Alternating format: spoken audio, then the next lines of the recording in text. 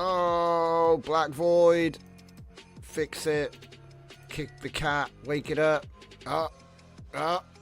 Welcome back, everybody. Today it is the 12th of August. It's 8 o'clock. I'm Drift Johnson. I'm standing in the Black Void. Welcome back, everybody. We're going to be looking at AI stuff. If I can just get this thing to... It's not even saying it's switched off, which is a bit worrying. Here we go. Do I get a desktop? Don't forget, if you're watching live or if you're watching later, there's a join link in the description. Are we going to get this thing to turn on, or... Hey, technology never fails. Anyway, so glad you could join us. Hello, Furnicar, Battlecruiser operational, liked and subscribed. Now, where were we? Hello, Apollonia, thanks for joining. And to everybody else sitting in the chat, welcome. So, WAN 2.2 is turning out to be pretty epic for making high quality images. You have to forgive me. Just scoffed a massive pizza. So anyway, this has been noised. I've shown you how to do this in the past. It's like a little photography trick because I'm printing. So we're taking some of our best images. This was actually a 4K, 4K?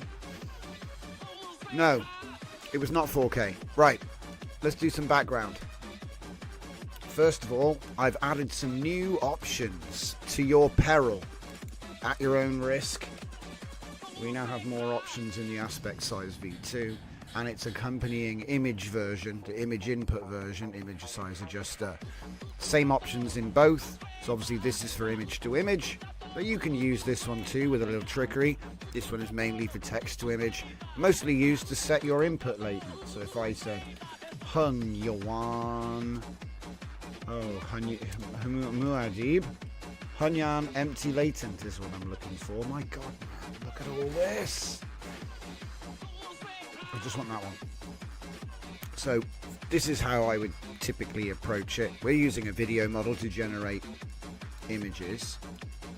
So obviously you can use SDXL, which is 1024 by 1024, would generate one frame. Okay, that's the concept. If you've never seen it before, I'm sure if you're a regular, you've seen me going on about this for weeks, but for the benefit of new viewers, so I get this one out of the way first. So this will give you a video which is, you know, 1:1, 1024 by 1024. Now obviously a video model really wants a slightly different aspect ratio. We typically generate in 16:9 because that's the current HD format, okay? Obviously, in fact, let's just take a quick look at this. Let's go to a new thing.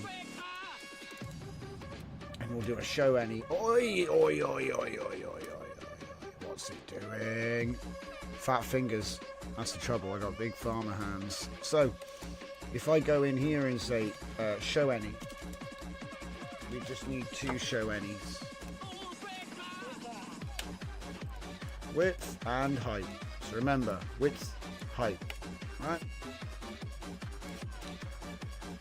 Can't read it. Right, there we go. Width and height, everyone.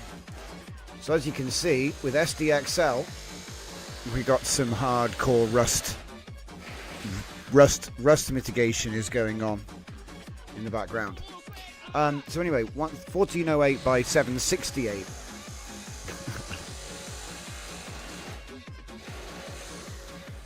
That's an unhappy car.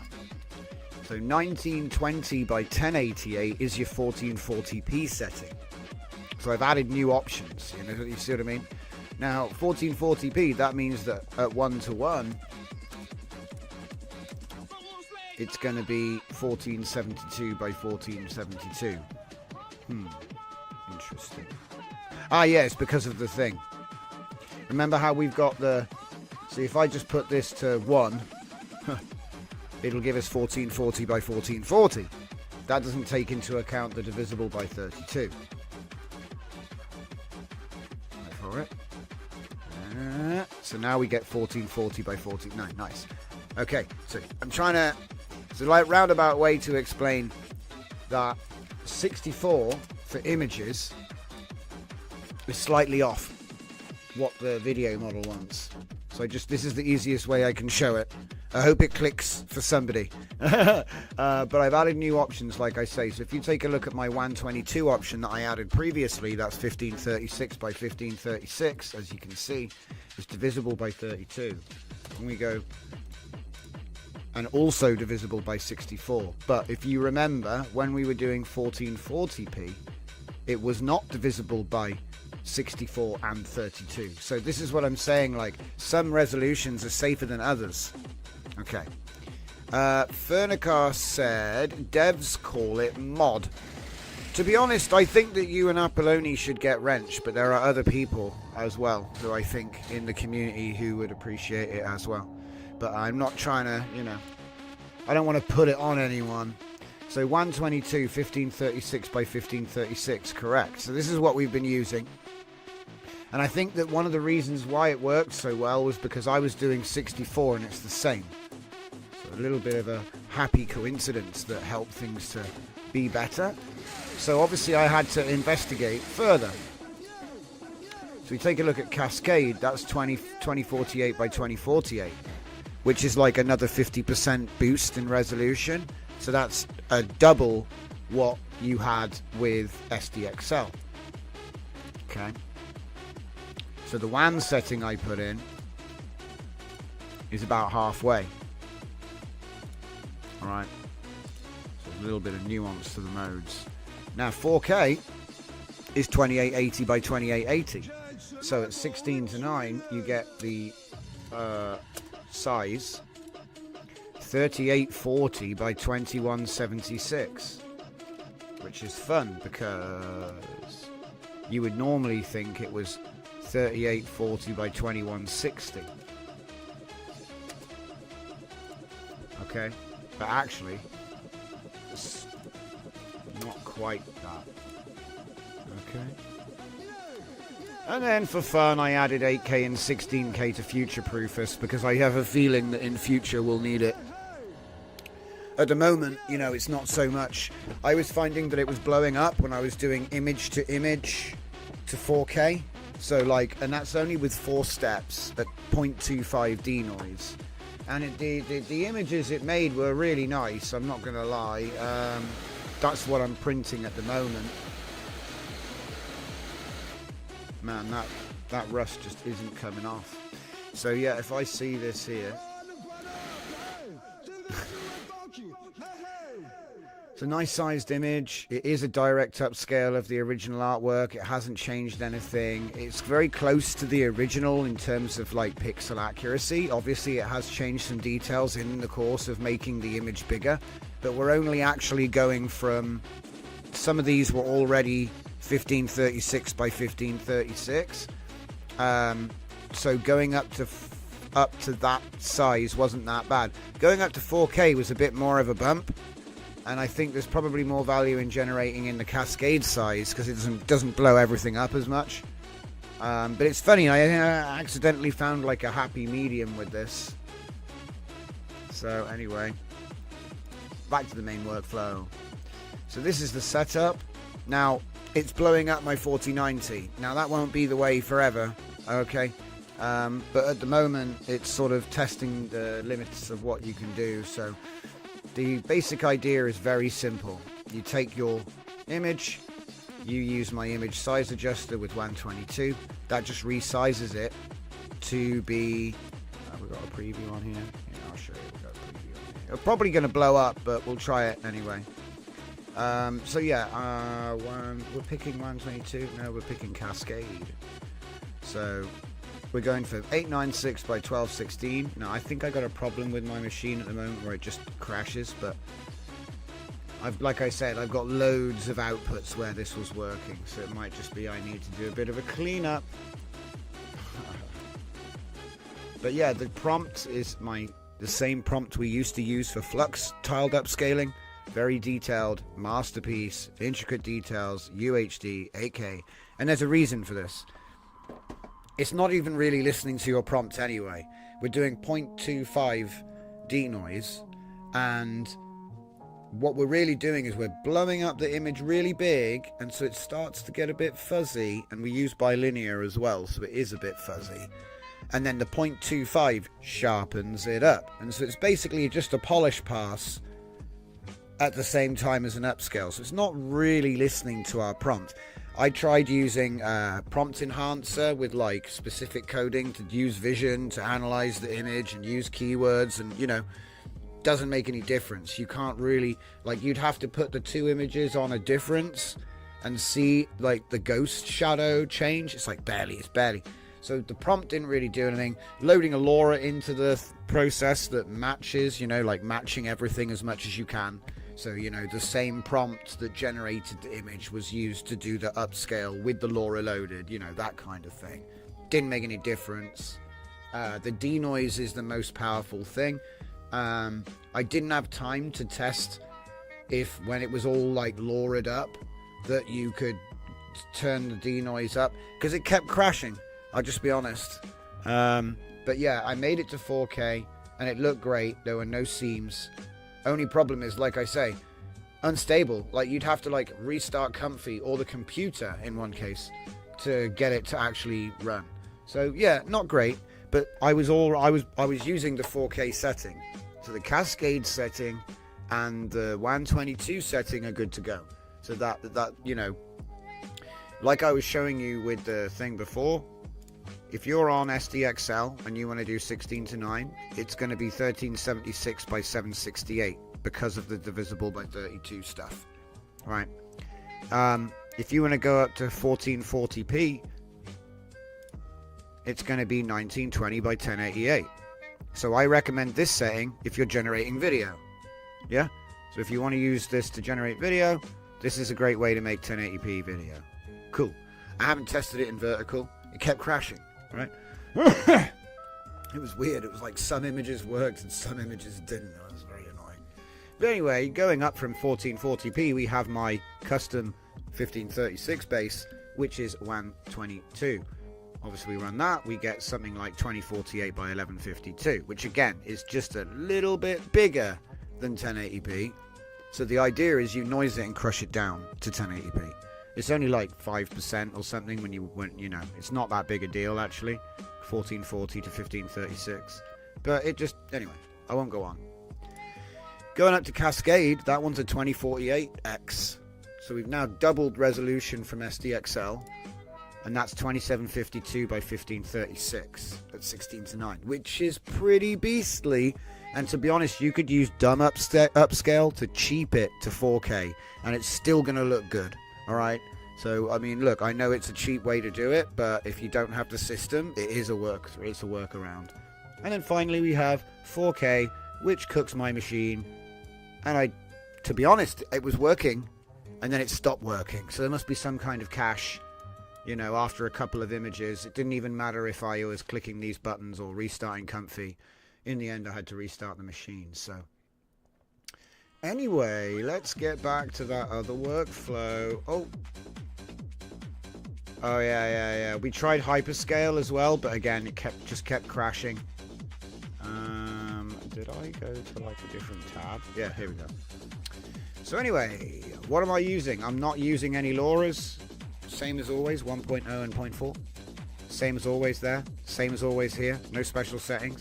Only difference is 4 steps and 0.25 on the denoise. Okay. Dragon Diffusion. Did you try my upscaler last night? No, I didn't have time. I installed it and it didn't install. So I need to find out why it didn't install. So it's like side quests. So I said, I'll come back to it. But to be honest, I'm testing native upscaling right now, not with tools. So we'll get to the tools. Don't you worry, because the thing is, I want to go far beyond this. And anyway, I have a workflow which has got my hyperscale in it. So we really need to get a cloud Comfy running just to make sure that, because I need to make sure that the workflows sound. And if my 4090 can't handle it, well, because the thing is, you have to make like, say you take an image, you divide it into 3x3. And then you make each tile 1536 by 1536. Okay, so let's just get our calculator out real quick, and you'll see I can't do math either. So 1536 by 1536. So times it by 3, 4,608. Yeah. So assuming it's a 3x3 square, we'll get 4K out of it. without needing to generate in 4K. The problem is it keeps falling over every time you make an image. Do you know what I mean?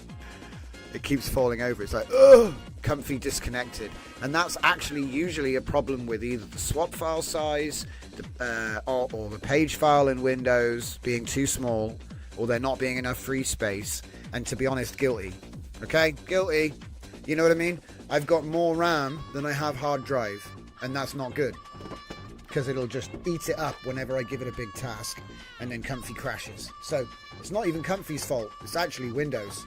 It's actually not even Windows' fault, it's my fault for not cleaning out my hard drive or something. Right.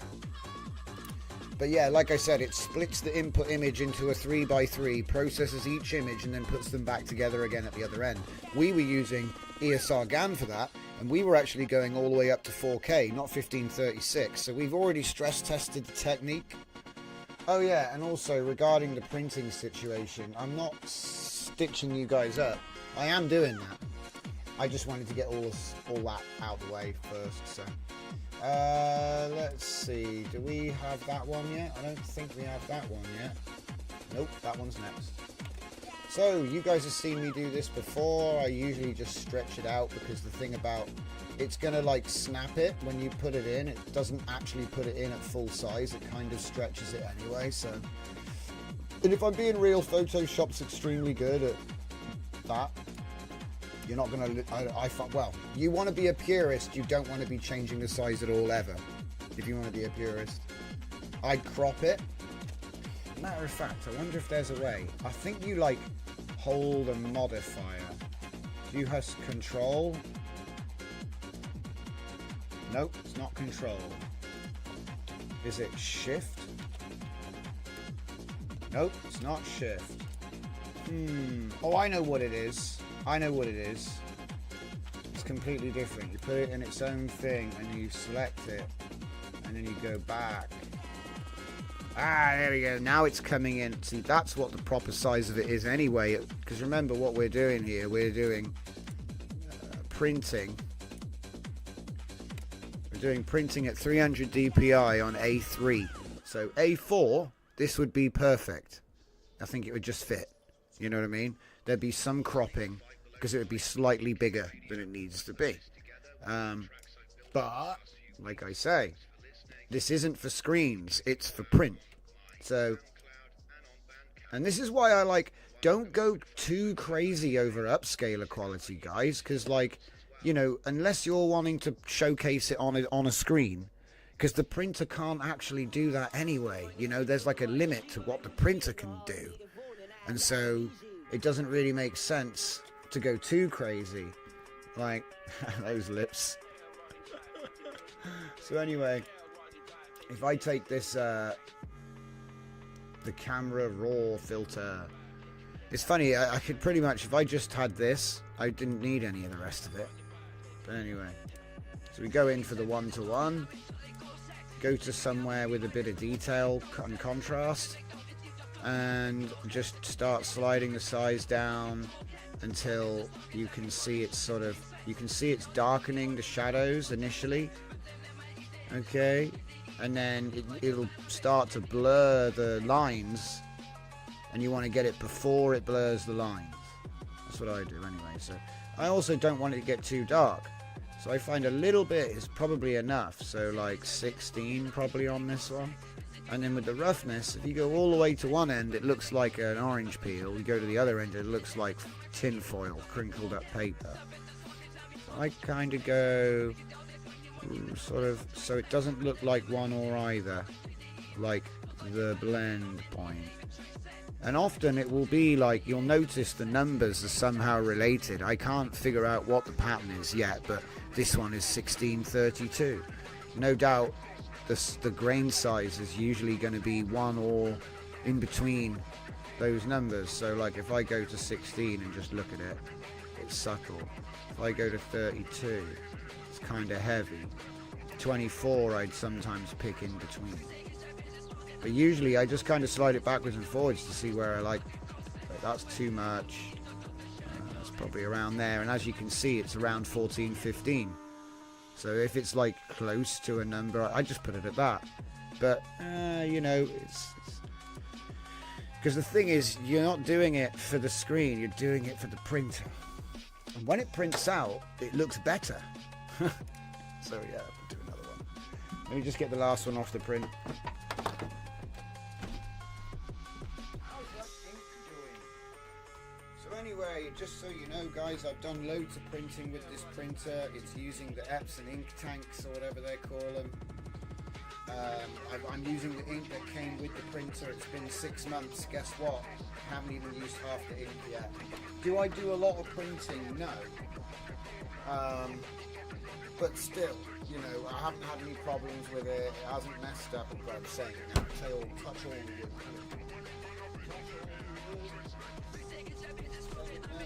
It's going to break now. I shouldn't have said that. See, I'm not superstitious, but I do think you shouldn't tempt fate. He's not superstitious, but here we go. She needs more paper. Off we go, son. Beautiful. Dragon says, I'm going to make an 8K image with my native upscaler, and I'm sure you can. Like we've already shown, there are probably 20 different ways of doing that. So to keep it fair, do you know what I mean? Like, Oscar is asking 128 gigabytes of RAM. Do you know what? I wish. Do you know what? I need that. Don't give me ideas, because I'll have to get the upgrade. Basically, my system might be maxed out. Actually, my motherboard might be maxed out. I don't know. I'd have to look at the handbook. But yeah, I got 64 in this system. 64 with an i7 running a 49T. It runs very well. And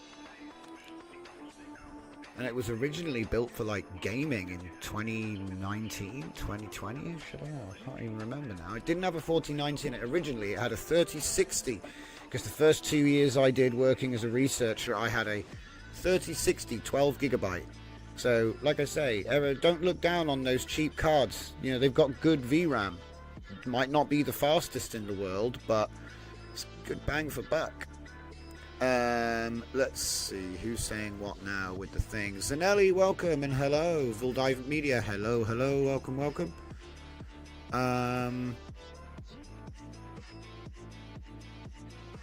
Whenever I send stuff to be printed, I often upscale it to 10K and 20K using upscale. Yeah, this is what we're doing. We're doing that at home, and I'll be honest, I think that WAN 2.2 has a little bit of an edge because it's better quality than a lot of the upscalers. So you can kind of get to 2K or 4K using WAN, and then you can do whatever you do beyond there. So it's like the heavy lifting part I find is getting from 1K to 2K to, you know, that middle range, and it does really well at that. So hang on, let me just see if I can.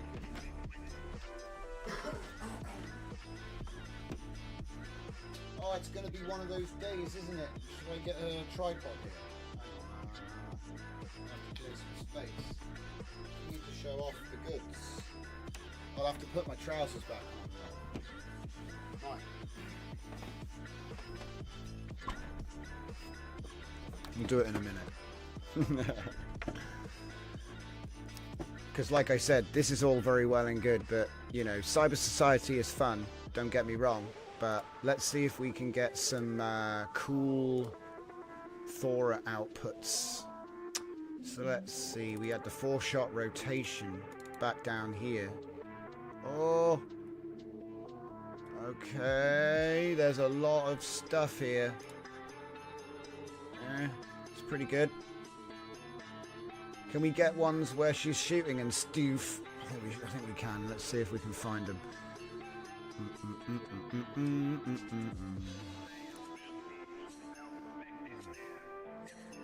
I'm sure we've got like dual wielding and all kinds of coolness. That one's pretty good. We'll go with that for starters. Alright.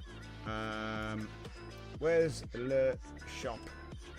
I've seen a lot of shops in my time. Okay. But you can tell by the pixels. Let's chuck him in here. There we go. Perfect. Right. So that's what that image actually looks like out the can. So we got 2K generation. Okay, it's 2048 by 1152. So let's just move this out of the way a minute. And this one. Get back to comfy and see if we can explode the UI with this beautiful picture here. So I'm going to try and get it up to 2048 by 2048 scale, which, if you recall, would be a 2752 by 1536. So that's not, you know, it's a 50% upscale from to, you know, it's already it's already HD. We're going to go up 50%. And hopefully not explode. But yeah, all I've done really is tile it. So same process that we did before with Flux. Same exact process as the boosted upscaler, just no boost. Try to keep it slick. But yeah, just in case you were wondering, boost is done with shift. So yeah, if you want to get creative, increase the shift. And also obviously increasing the denoise. I do have a version that's got like an intelligent E&H to look at vision, but one thing at a time. One thing at a time. Gets out of hand real fast. But yeah, the idea is you would have your LLM enhance it. But it's like I said, at the moment when you're at low denoise, because remember we're using 4 steps on 1.0, so it doesn't really listen to the prompt that much. You know, it doesn't really. But it does WANify the image. And like I said, I got loads of examples of it working. I just think I'm cooking the goose a little bit my end. So if it blows up, I apologize. I think I need to do some maintenance. So we'll see how we get on, won't we? So what's everyone looking at? Oscar says, I got it recently. Can't use XMP no more. Otherwise won't boot.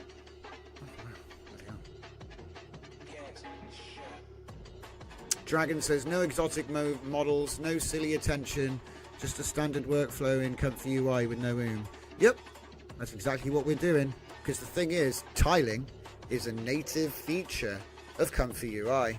It's not an exotic thing. It doesn't involve attention. It is just a standard native workflow. It's just people forget to do it because it's like old technology. You know what I mean? Like the idea, oh, we're just going to tile it. You know, and the thing is, tiling actually works really well. And like I said, all of the other stuff, upscale nodes, there are many of them, should come after. So we should try to go for the best quality. Obviously, there's a trade-off for time.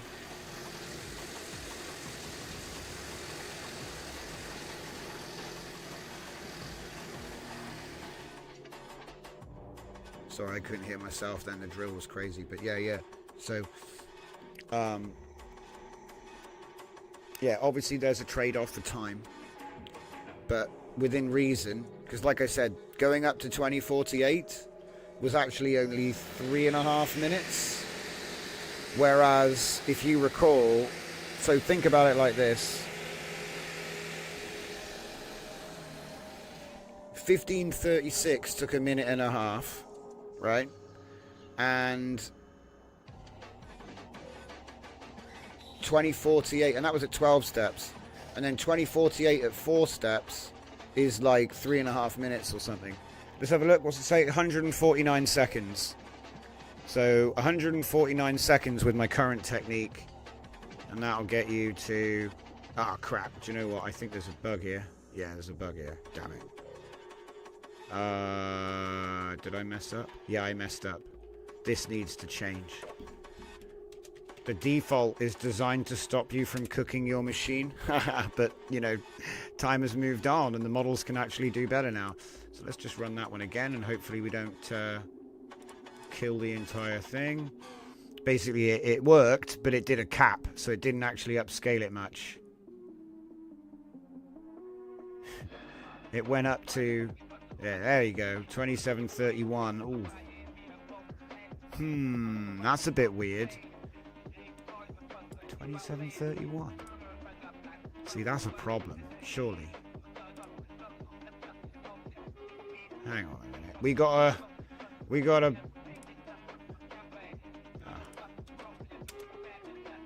I think we might have screwed that one up. Or if it works, it's suboptimal. Do you know what? I think I actually need these on the other workflow as a debug real quick. What the heck are we actually putting into it for a start? So width and height. We'll find out on the next run. It didn't explode though. That's a good sign. It's weird though. It went to 2048 by 1536, which I guess is... That's a lie. Huh? Oh, okay, so it cut it. It's cut it. Yeah, we don't want that. We'll try it. We'll try again.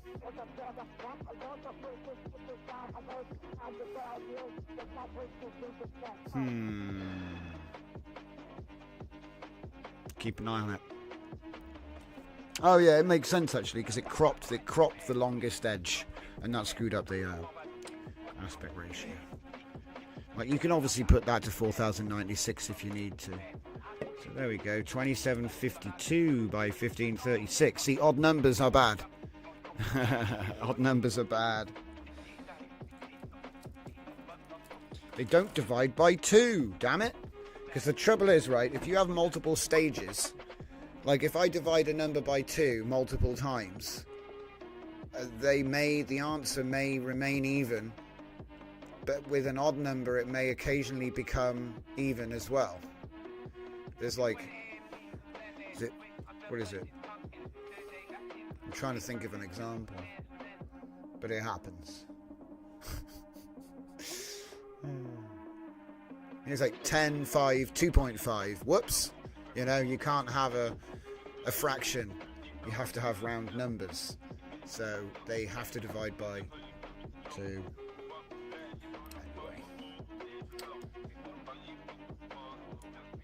We're actually going to run the thing. Oh, it did it while I was yapping. So there we go, 2728 by 1536. Okay, upscaled, done, right? So this is like safe. That's good to go, I guess. Let's see if we've got any more.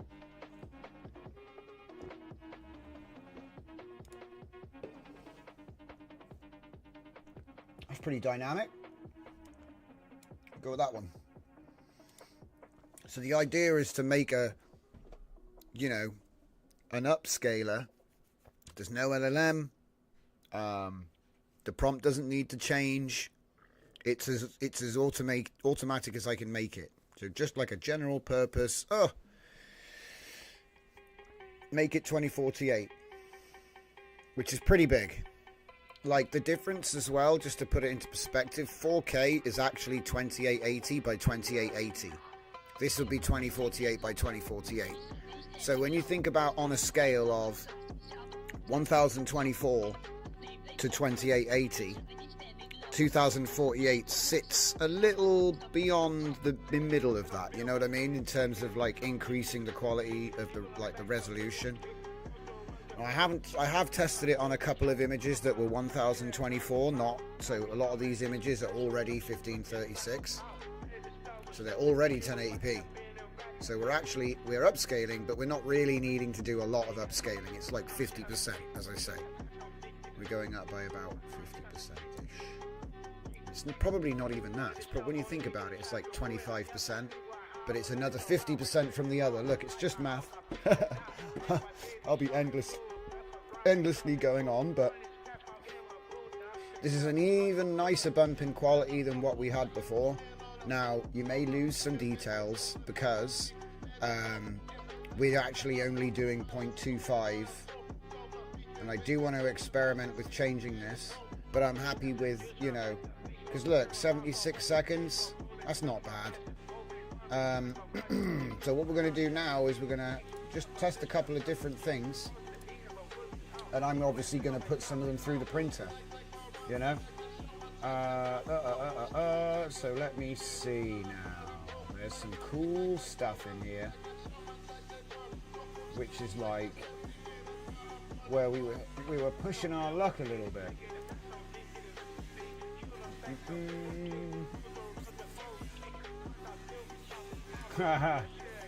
It's like the famous battleship cannon from the stream on the other day.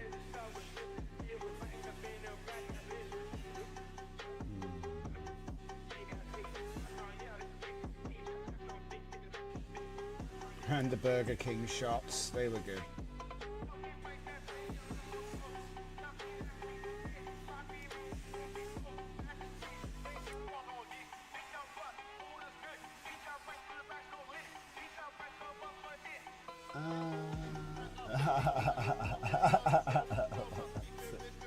That's just funny. It's pretty good. I think it's like when you look at it closely though, sometimes you're like, it was a close one, but not close enough. ENH.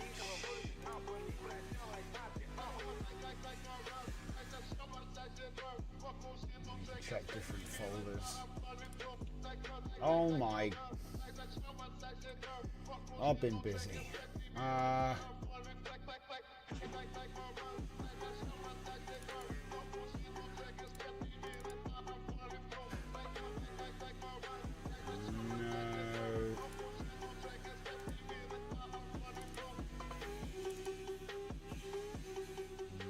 Nope.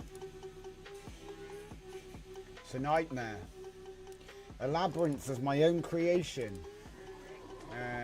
Oh. Aha. Okay.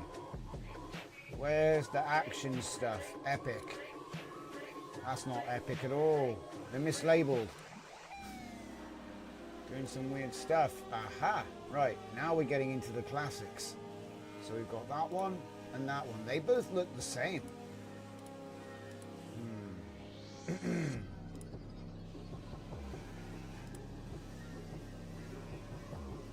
What other wonders do we have in here and such? It's another one. Obviously the same one. I must have been using that as like an anchor to start generating again there. Zeus, how's it going, my man? Welcome to the show. Oh no, she's got the Cyber Society additional arms. These are a bit generic though. Where's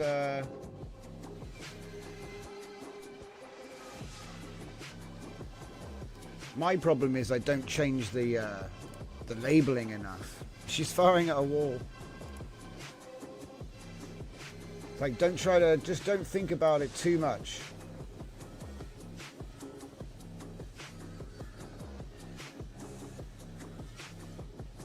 Secret agents.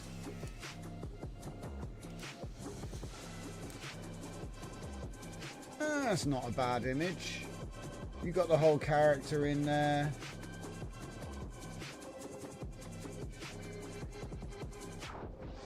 It's difficult because when you've got so many images, that's a classic.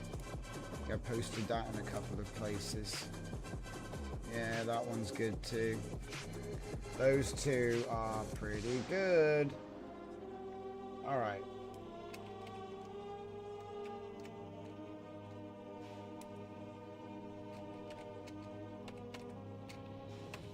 Oh my goodness, how many alt tabs do I have to do to get back to where I was? Drives me nuts. Okay.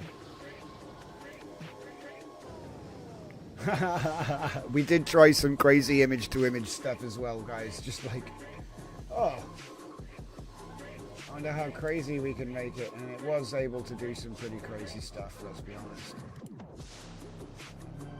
It's not bad, it's not bad.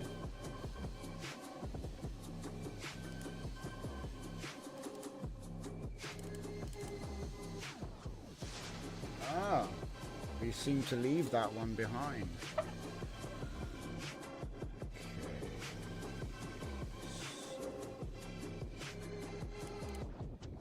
Thought we'd already been in there.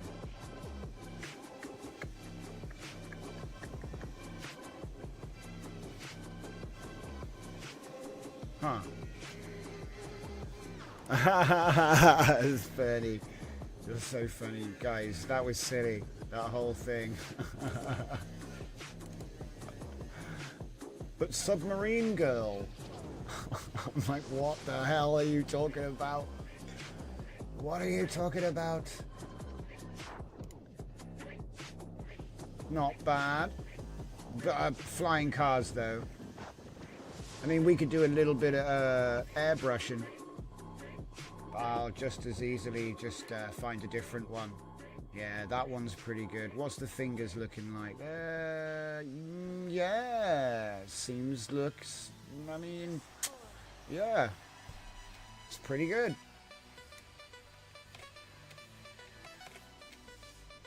Okay.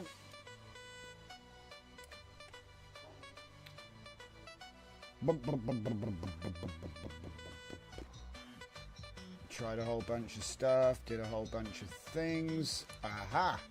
Got to get the dual wielding in there. Got to get the dual wielding in the collection. I don't know if we want to use that one, or that one, or that one, or this one, or this one, or this one, or this one, or this one, or this one, or this one, or this one, or this one, or this one, or this one. Or that one, or that one, or that one. We're spoiled, guys. We're spoiled. Which one? That's pretty good as well. I'm not quite sure why she's got 2 holographic sights, but I'm not in the army, so what do I know?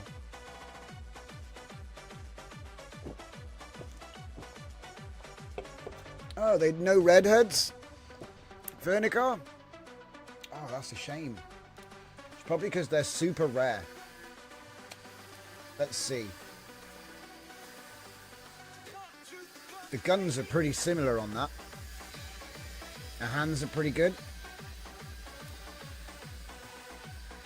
I'd say 45 at the moment is looking like the right one. 47 is like an AK. Not an AK, MP5. 47. That's got a more determined expression. No, the fingers are out.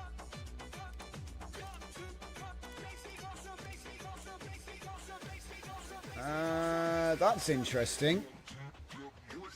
The lighting in the scopes is matching the well.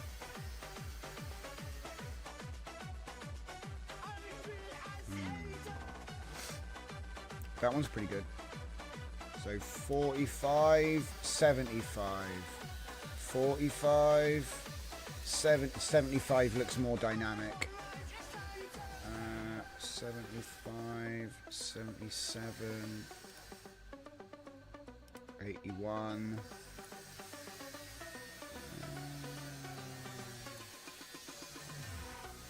Yeah, I think it's 75.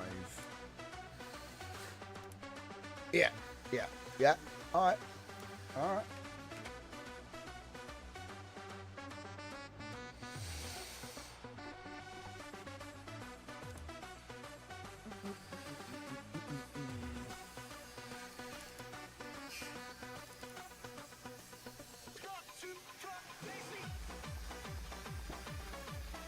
I think we already grabbed a couple from this set already. Yes. It looks like a camera. Sometimes the gun is a camera, I've noticed. Whoa. 2 swords. I'll take a bit of that action. Alright, we got probably too many. So we have 1. But here's the thing. These are already a decent size, you know? So let's put them away for a minute and go to something else. And yes, I am timing this. Basically, we did a little something with a little model called Flux Crea not so long ago. And you'll be pleased to know a lot of the images that you were looking at just there were actually already upscaled from Flux Generation. So we haven't obviously I've been doing a lot of WAN generation lately. One of the reasons I wanted to see if we could get a WAN upscaler going is because, well, quite frankly, check it out, 76 seconds, yeah? So that's about the same as the flux boosted upscaler that I came out with last summer. So, new pipeline, generate your flux stuff, and then bring it up to size with this workflow. So let's see what happens when we actually put some images that came out of flux in rather than WAN generations. So we have some cyber society, that's what I was already looking at. Let's see if we've got anything else we can look at. Volume B, yeah, obviously that was a test run. Enhance, more test runs, come on, where's the meat? Something. Okay, so usually it'll be like, oh my god. So we can get something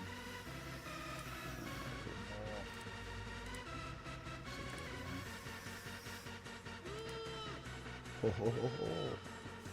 That'll be an interesting one to do, but I'm going to keep going. Double or nothing. Yeah, we can start there. Okay. So we put our generation in. No LoRa, no special prompt. Just put it in. No vision, no LLM. 1344 by 1792. A respectable resolution. Okay. I think I was actually testing generating at WAN 22 sizes with flux. So I might need to go back and get some more reasonably sized images, but we'll do it. Alright, I'm going to hit the thing anyway, just in case. I'm paranoid about blowing it up, guys, alright. I must have crashed about 20 or 30 times today. So, Cyber Society, Kreia. Ah, yeah, here we go. So these, wait, no, these are still massive. They look good, though.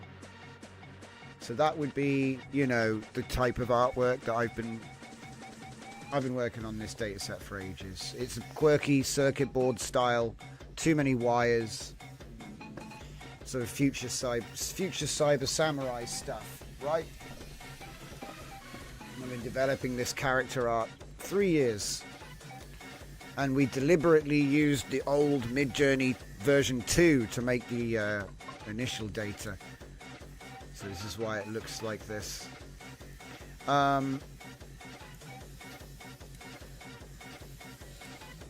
And like I said, it comes out looking beautiful.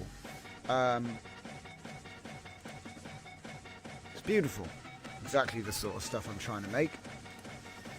But they're still too big. Is there anything which I did which wasn't like massive? Didn't we do like something smaller? It's weird.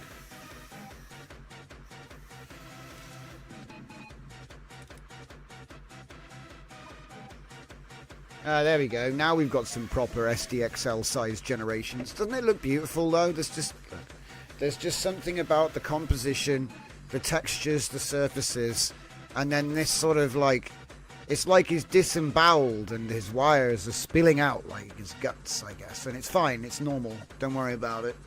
You know. It's crazy. Hey, Kurt Curtis, welcome. Welcome. Maybe there's a little bit of delay there, but yeah. So what I want to do is look at these, because these are actually like SDXL sized. So that's like more of a, because there you go. Finish. Let's take a look. See, it's not going to introduce new details. You'd have to up the denoise for that. But I don't want it to. I want it to make a bigger version of my artwork. I don't want it to add a load of nonsense. And 0.25, it is going to add stuff, right? But mostly to fill in the gaps where you've blown it out from the upscaling. So, you know, 0.75 is recommended for image to image. The opposite of that, 0.25, recommended for restoration. It's been this way since 1.5. It's not new. It's like the opposite side of the halfway point, you see. But anyway. We're getting beautiful... beautiful composition here. So anyway, I'll save that one. and we will put in some classic stuff. So let's see, where's that one? That one right there is a classic, because I want my new collection to feature a lot of stuff like this, because I think this is like the essence. So I want to make sure it stays like this. I don't want it to turn into generic anime or something, or worse, a photograph. You know, it's cool that we can do that, but we don't want it to do that when, you know, I just want bigger image, please. And like I said, 76 seconds I think is pretty reasonable. Like before, we were going from 2K, now we're going to go from 1K. So 960 by 1152. I think that's 1K.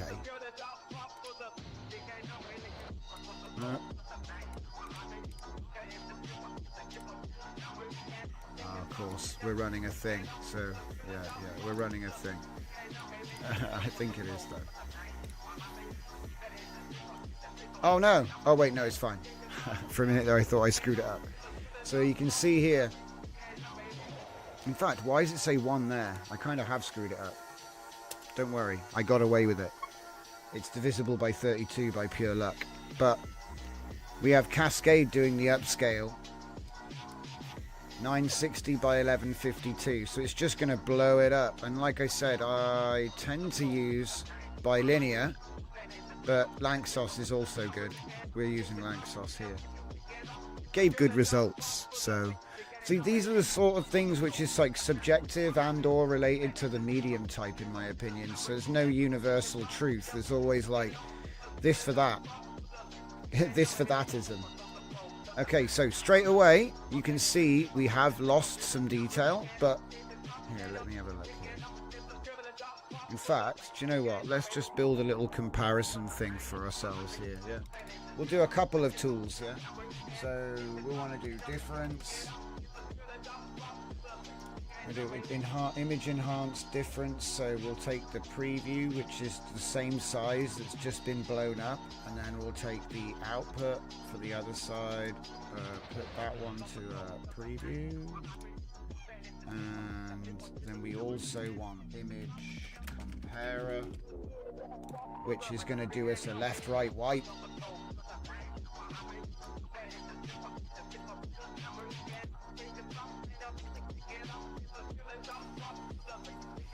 And then finally we can do a side by side. So left and right, the difference, and finally concatenate.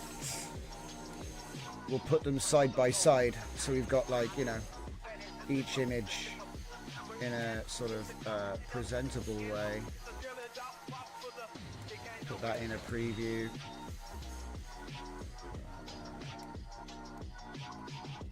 It's probably going to be about there-ish, I bet. Alright. Run it again. Hopefully it doesn't explode. I had a real problem with it exploding earlier, man. Real problem. I had to like delete loads of files and stuff. But yeah, if we take a look at the original here, and I just blow this up on the screen, which isn't perfect, but you know, we've got something better coming here, so. They're not quite the same size, guys. So maybe I can resize the window a bit. I mean, that's getting, it's not bad for a rough comparison. But can you see what WAN has done at 0.25? So some people are like, oh, the WAN can't really do anything at 0.25. And I'm like, yeah, it can. But it's doing it in a way that doesn't destroy what was already there. So, like, you know, the hallmarks of what I would say this is are preserved, yeah? And we're getting an image which is like, it is genuinely twice the size. So it is a 2x upscale. You know, there's nothing else to call it. Like, you could say we've lost a bit of texture, and that's true because, you know, but then again, we could probably turn the denoise down, guys. We could probably turn the denoise down to like 0.1. But I wanted to show that it actually is doing something. So like if you look at those two guys, they're identical, but you can see in the background there's less noise in the background. It's kind of more uniform, you know, almost like it's been repainted, exactly the same but different. It's crisper. It's definitely lost a bit of detail, maybe some lighting shading, I'm not quite sure what it is. But I feel like it's an acceptable degree. And like I said, 0.25 is quite high. Usually when I do upscaling with Flux, I use 0.1. I use 0.1 to do this. So 1888 by 2272 is what it is. So I think what we'll do is we'll try reducing the denoise now, just to see if we can get it any closer than that. But let me, because I'm trying to get it to be, you know, as close to the original as possible, really. Let's take a look at some of the analysis here. So we got the difference. This is actually what it did. The actual difference between the two images. You can see it's actually done quite a lot. So this is a bit like a heat map. Okay. So the more intense the color change, the more the pixels have changed, to my knowledge. I mean, it's done with math, and we've got an exponent of 0.75. These are the defaults that you'll get if you have essentials. You can use this. All right, it's just a nice way to, because obviously human eye can't really grab, you know, you can't make this kind of assessment at a glance. And then we obviously have our before and after. We have our side by side. So if we take the wipe, okay, so let's zoom in and have a little look-see here. Now, which side is which? Okay. So the original is on the right. When I swipe to the right and show the left side, that's the WAN version. So Flux, WAN. Flux, WAN. Let's get into the wiring here. Flux. Oh man, this is actually quite revealing. Look, Flux, WAN.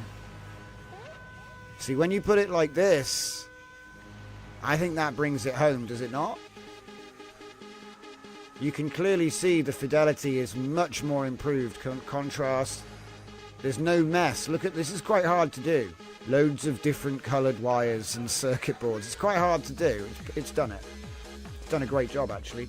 I was thinking it was going to be worse than this. Wow. Look at that. At 0.25. I don't think I want to go back down, actually. This is so good. Look at that. See that? I mean, look, I appreciate there's YouTube compression, okay? So maybe it's harder to see. But this is huge. This is... What's the point of ESR GAN? There's no point. This is, like, just better. And this is abstract art as well. Like, do you know what I mean? Like, what are we looking at here? We're looking at a robot made out of loads of wires. I'm trying to... do stuff which it knows, but is like, it's not hot woman. Like, I've done skin. It's great at skin as well. So, you know, look at that knee joint. And the other one, they don't match, but I don't care about that. Look at the wire. Absolutely mental.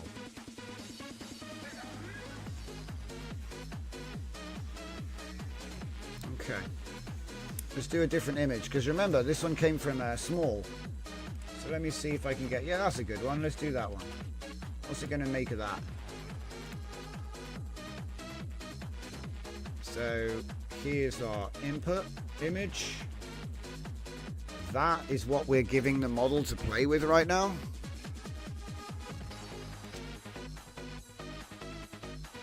Such a cool art style, guys. Look, I just discovered it. Alright, I just discovered it. That's the way I look at this stuff.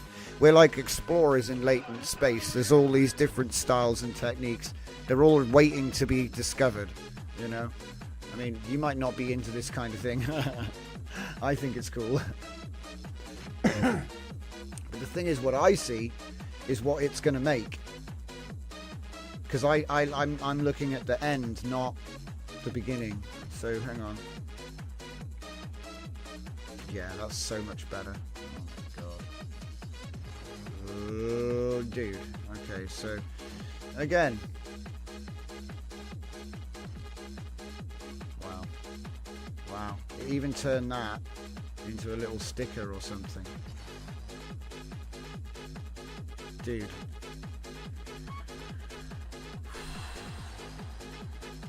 Man.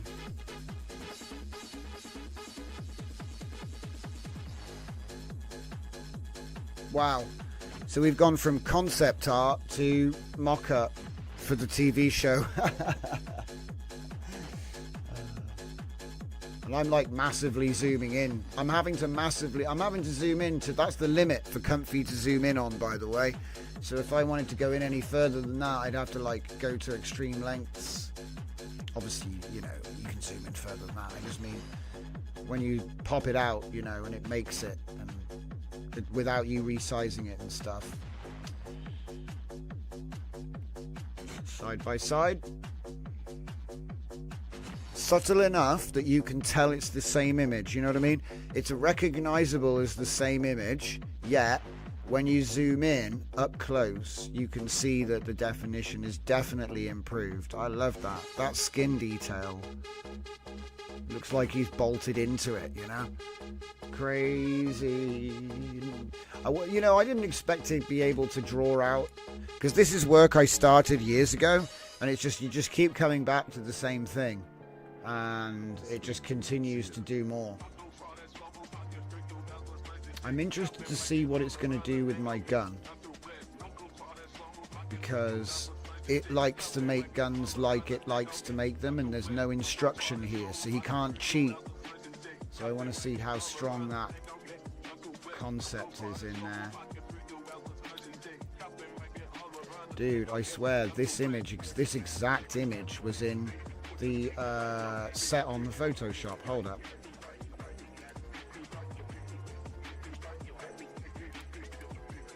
No.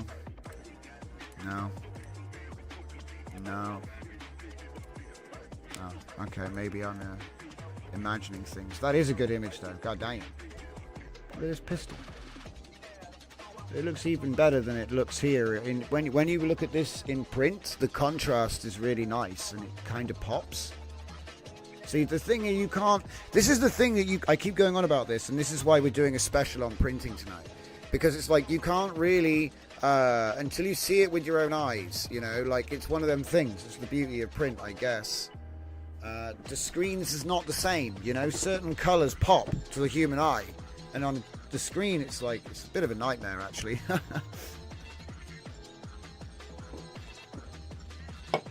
Certain textures work, you know, all that.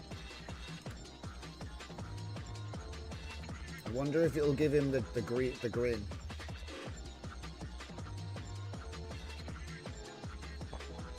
Almost. He's got a chin. He's got a bit of a chin on him.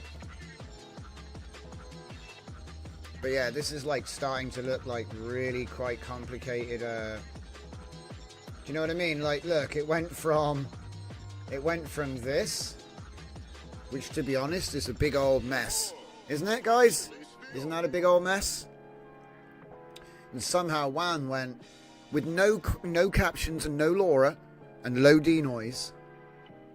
It did that. Now it looks like it's out of a Transformers magazine or something, some kind of comic. It's like really impressive. Alright. Let's do a couple more of these. See if we can find a cool example. It's pretty slick. See, this thing, the biggest problem I run into is you know, I like them all. I like them all.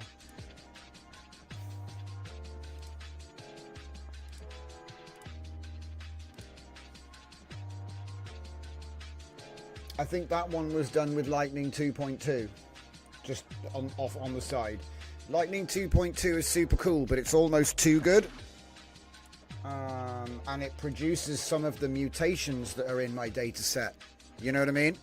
It doesn't just make the thing, it also kind of is a little bit too good, because I do rely on a little bit of averaging going on. So, you know, when the LLM is like, when the AI is like looking at all the images, I kind of look at it like a billion paint by numbers sometimes, like the LoRa, to sort of get the idea of what's going on in your head sorted. So it's like, I'm going to give a billion images of this thing, and then I'm going to get it to look at a billion random points and then map out all the difference. And so it's like, you know, it's, yeah. And it will like learn how to fill in the gaps, and it's actually insane, but yeah. Fernicar says, that's what your red image training highlighted too. The model wants to do something meaningful even when there's nothing there. Exactly. And then I think it becomes how clever the model is actually indicated by you giving it a simple instruction and it figuring it out.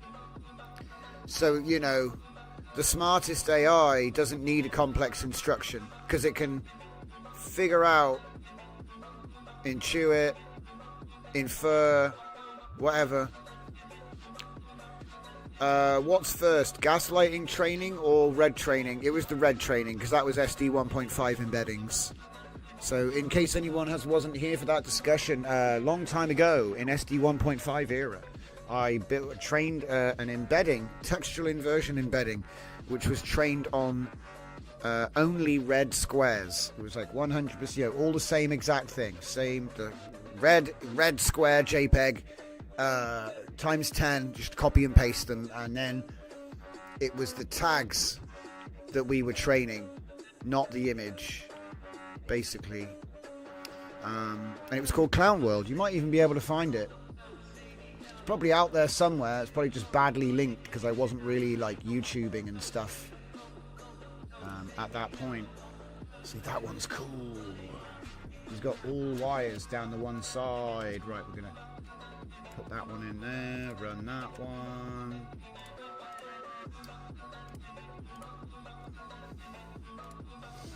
They're all cool, god damn it. There's too many of them as well. Just complaining about just having so much content. That's pretty cool. He's even got a space gun. Should put that one in there as well. Cue it up. Oh, it's gone. I never got to see the gun. We'll have to look at the one next time. Say no. I think I've already done that one. Oh, that's a good one. Do that one.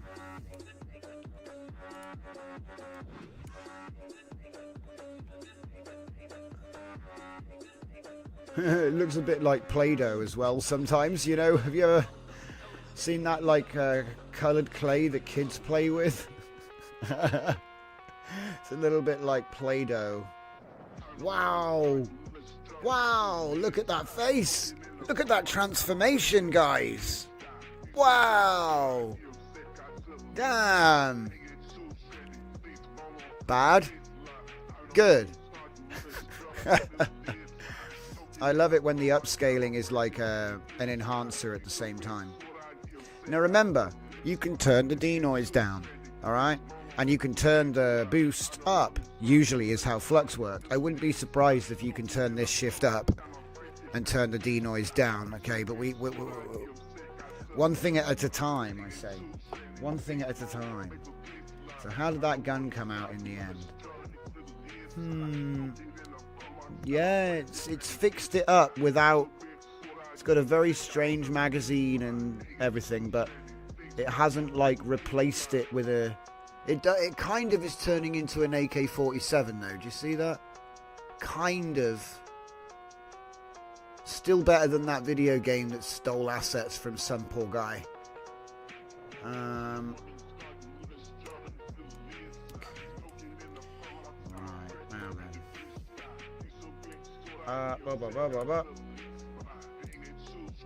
It looks like RoboCop or something. Now that's a good character piece. See, I'm always looking for, like, you know, a nice sort of character art type shots. That one is very good. Yeah, that one's very good. It's just got a classic energy to it that I can't really put my finger on. It's the same with that, actually. We've got a lot of this guy. This might have to become a little character model.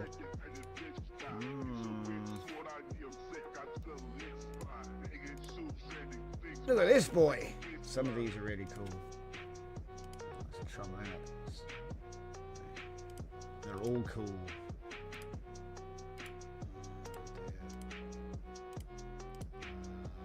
Wait, what? What? Oh, it's just an astronaut. It's like Death Stranding, but heavy, but like more light, more RGB lights somehow. Can you imagine what that looks like at night?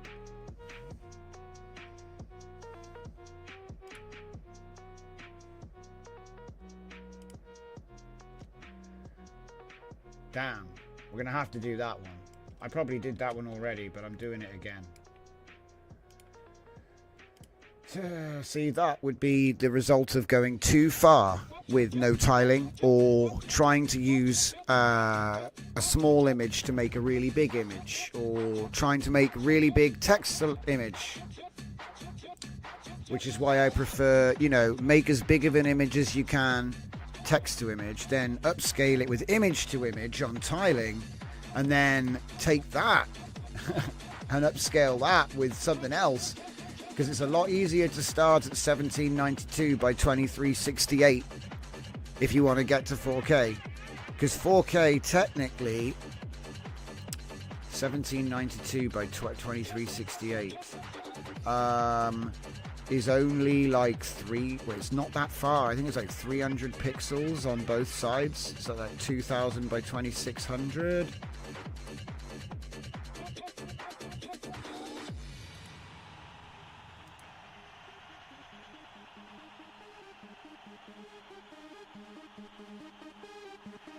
It's still doing stuff down here somehow. Okay.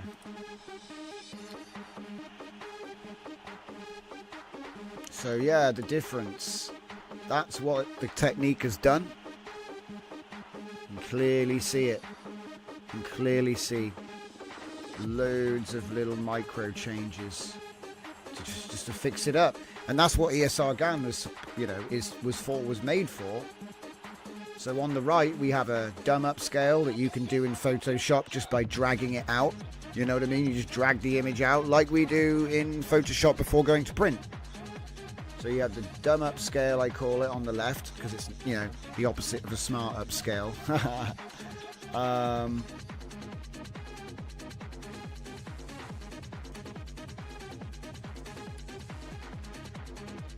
Yeah, there we go. So on the left, the dumb upscale, on the right, the WAN upscale, I guess you could call it, for lack of a better term. But it's a WAN upscale that retains the style of the artwork. So look, if you look at it like from here, it's recognizable as the same artwork, is it not?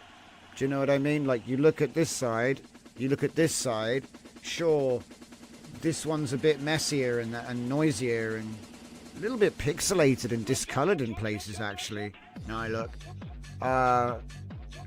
And, you know, this side isn't perfect either, but it's a damn sight more coherent with all... Look at all this complexity.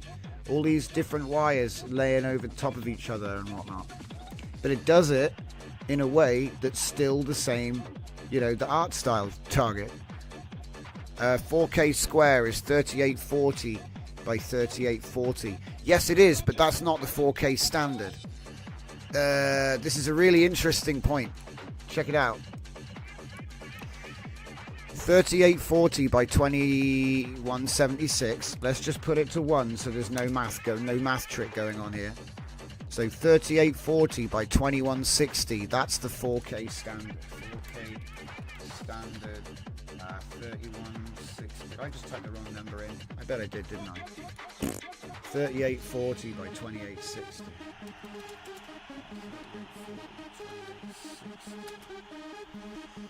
So 3840 by 2160.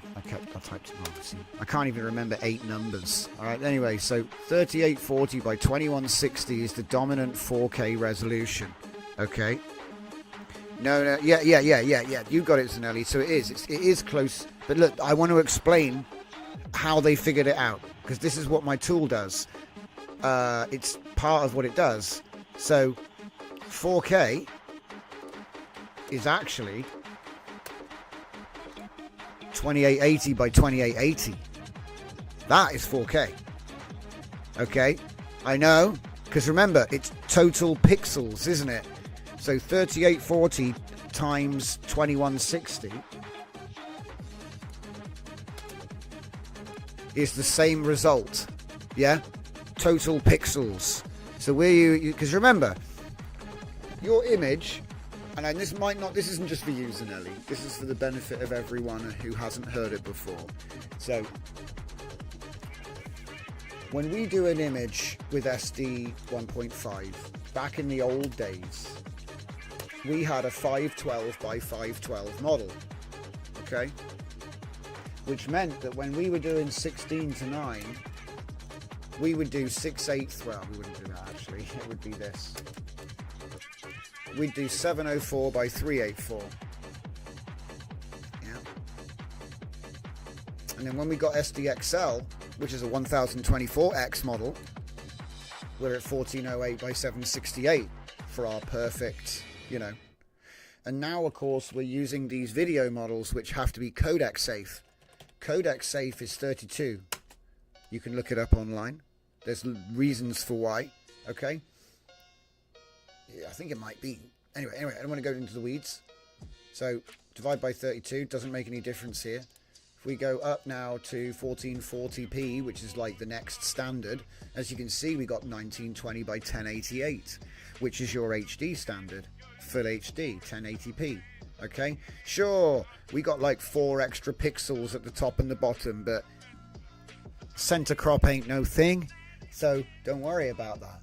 So obviously what we're looking at now is, well, WAN could actually generate natively in 1536 by 1536, which is 50% larger than SDXL or Flux out the box. Yeah? So obviously we go to 16:9 for that one, and we get this 2048 by 1152, which is a little bit bigger than 1080p. Yeah, it's a little bit bigger. You see what I mean? It's a little bit bigger, but it's not like enough that it's going to break.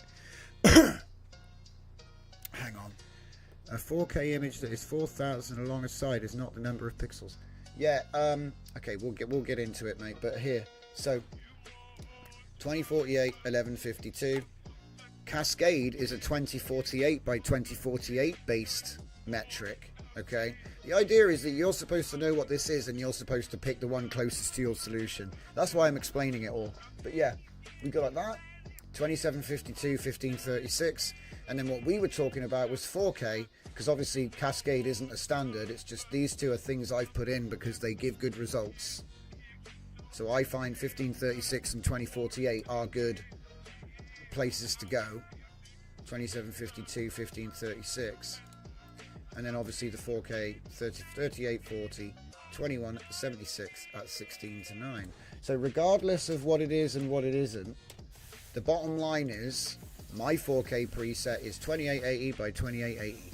If you look it up, that's what it says in the book, you know, regarding total pixels and stuff. So like, you know, I don't know what. Should we get some? I don't even do the math here. I trust my calculator. Here, let me see. I trust my calculator with my PIN number, my social security. Okay, here you go. It's like, see what I'm saying? It's the same number. You see what I'm trying to say? So that it means that you don't need to worry about safe res, because this will do it for you. It's always going to be the right number of pixels. So if I go to 16:9, and there's an additional rule here as well, so it's not just an aspect size calculator, and in fact a lot of them added in this downscale factor, or they already had it because they knew about it. So if I do 16:9, let's run this. So we get 3840, right? So here we go. Let's go. I mean, we know what it'll be, right? 3840 times 2176. It's going to be 30 million. See, I can't do math, guys. Yeah, I screwed it up. Somehow managed to screw it up. One of these buttons. 3840 times 2176. There we go. So it's off, yeah, but it's close. Now, does it divide by 64? Well, they don't divide by 64, but these do. The total doesn't. That's fine. These divide by 32. Because remember, it's like, it isn't just getting the aspect ratio right, it's making it fit inside the grid that the model wants to generate on. Because they all kind of do that. And a clean number has no remainder. Okay. I've already looked at that. But yeah, like I said, if you look at this from far away, you can't really tell, but it's more beneficial than running the Seed VR. I found actually made destructive changes to the upscale, which meant it didn't really look like what it was anymore. Anyway, do we have any more of these which are worth doing? I think I've already done most of them. What about Sharona? Got any good Sharonas? Got a couple. Whoa. Bloody metal stuff in the background. Is that all? I could have sworn I did more than just that one. Man. Photo got dumped, man. It's terrible. I've even got the new Photoflux Turbo or whatever it's called. Yeah,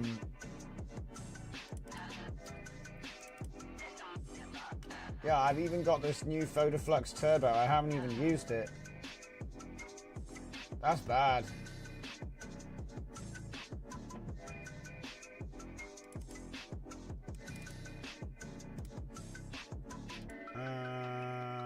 So that would be Sharona, a Sharona Laura in Flux Crea, which is, you know, what we've been doing basically. The idea is just to give you an automated add image and run it, and then it'll get it up to not that size. That, well, it depends what you put in it, because like I said, it's got an intelligent aspect ratio system, so it's like it's going to dynamically detect whether it's vertical or horizontal. See, the reason I made this was because my aspect size system has a problem. If you set up a workflow, you obviously have to pick either widescreen or portrait mode, you know what I mean? So when you go and plonk an image in here which isn't widescreen or portrait mode, it kind of messes it up, doesn't it? And so I wanted to address that by have it detect what it is and then do the same math to recommend the resize so that you can actually then do the thing. So this is what it looks like when you just do a dumb upscale, you know, you just literally say Photoshop, make it 50% bigger, drag it out. That's what this is what you end up with. Yeah? That's what you end up with. And any minute now we'll get our results. Bit of junk in the background. Trees that look a bit like cauliflower for some reason. Flux Crea did a much better job of rendering out this character in her environments. The environments suck, and I will be retraining to address that. But so let's take a little look-see here. Okay, so straight away it just looks more natural. The textures already look more natural. Kind of looks like VC, like a what's it called, camcorder. Like the focus is weird, right? It's like we've got focus on the leg, and we've got VHS blur on the fingers, but the face is strangely soft, and it's because it was created from a face swap. this model has a consistent face because we face swap the data before training it, and so then the resulting LoRa has the exact same face, because it is the exact same face. The only thing is sometimes it doesn't blend in very well. So if we have a look here, it's actually done a great job considering that the LoRa wasn't loaded. It actually did a really good job. Surprisingly good job, actually. Kind of like magic. That's a huge difference. Guys, this is the new boosted upscaler.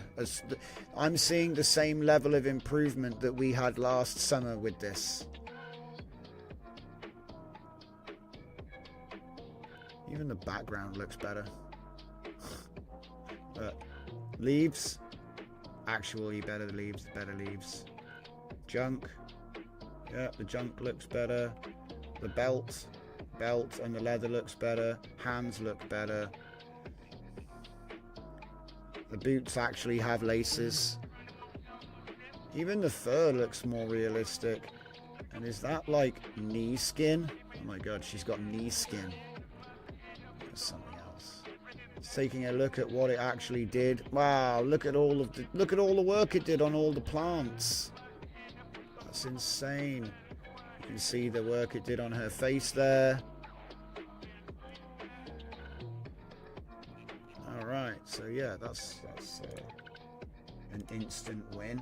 I've only got a couple of images in there. What is going on? We got some more randomness. Okay, so we're putting the frog night out in the different places. Right, so these were context. Yes, excellent. Oh boy. Okay, right, so I'm going to put some of these through this and see if it improves it. I bet it will. Frog night. We'll do that one first because it's basically the original. I hate when that happens. Where'd it go? It loaded the workflow. It says I dropped it on the wrong thing because I'm stupid. Hang on. What's going on here? That's a bit weird. Anyway, I'm sure it was this one, so let's just queue it up. One. No. It's off the edge of the thing, innit? That's why. Alright. So let's see what it does with low light. And then what it does with a beach scene. And then what it does with the countryside. And I really hope it doesn't explode while it's trying to do this cue, because I tell you what, it has done. Oh, I wonder if we could do that one. There's no way. Everything gets one. And then finally back to the frog night. Okay. We don't talk about the Knights of Mossberg. Not yet, anyway. Spoilers. Context dev. What's that? That is definitely not allowed. Not allowed. Definitely not allowed. We don't do that. We don't do none of that either. Ooh. How big is that? 2186 by 1536. So we could. It's terrible quality. It's probably a good test case.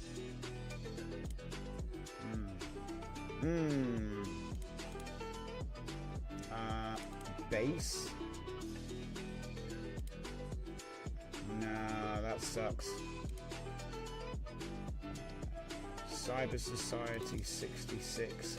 This would be before the enhancer. Hey, that's pretty cool. You don't get many of them.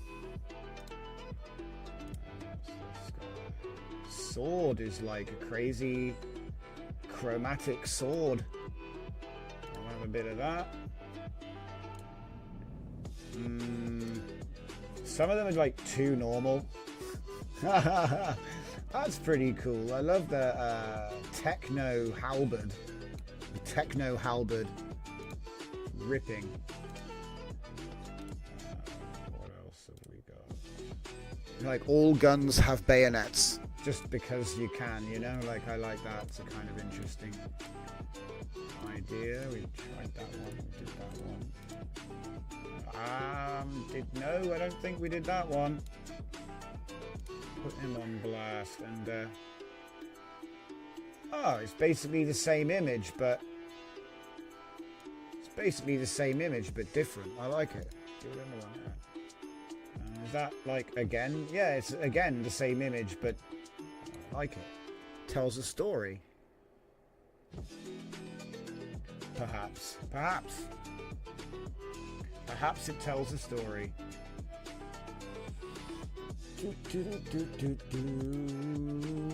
Batman got into that one. There's a bit of prompt randomization going on here, guys. Just a little bit of prompt randomization with some image to image, you see. Oh, he looks like a space pilot. I'll take it.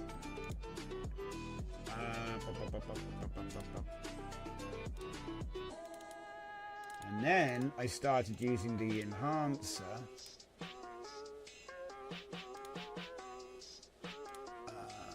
And then we went to B. That's cool. Don't care if she has a silly space helmet, astronaut hat. An astronaut hat. Yeah. Because I was thinking about this the other day, right? You know how they call them astronaut helmets? It's more like a diving helmet, you know what I mean? Because it keeps the water out. Yeah? But the funny thing about astronaut helmet is it's designed to keep the air in. It's designed to keep you in the helmet. And it's more like a hat. It's like a full body. It's not like it's going to protect you from anything. You know, the last thing you want to do is bump your head in space. Oh, here we go. Okay, let's have a look at some of these results. Okay, so can it save you? No way. I can't believe it. It actually introduced a bunch of details to that crappy 100 pixel screenshot. Okay, so let's see this. So, before, after, before, after, before, after. So yeah, it makes image bigger and better, but didn't change image either. You know what I mean? It's the same image. It hasn't, like, you know, even the cut is quite harsh on the embossing work. You see what I mean? It's quite harsh, quite rough.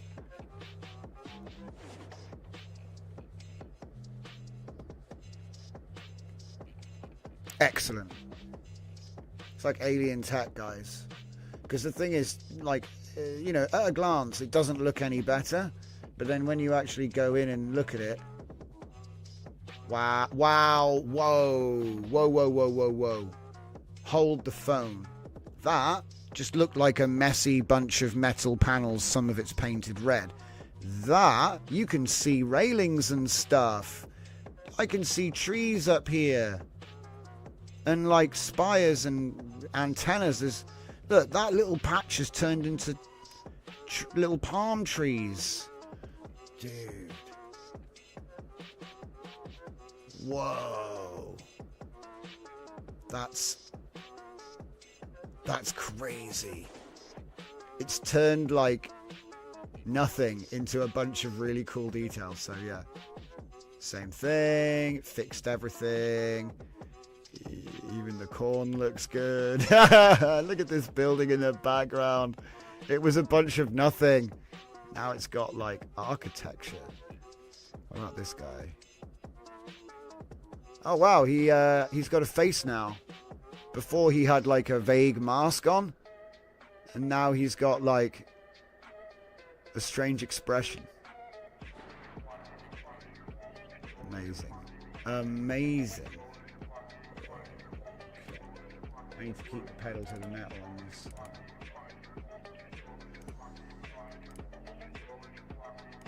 Okay, so it looks like some of these already got done. So let's see if we can find a good one that I missed. So that's already in there. Whoa. Squeeze me.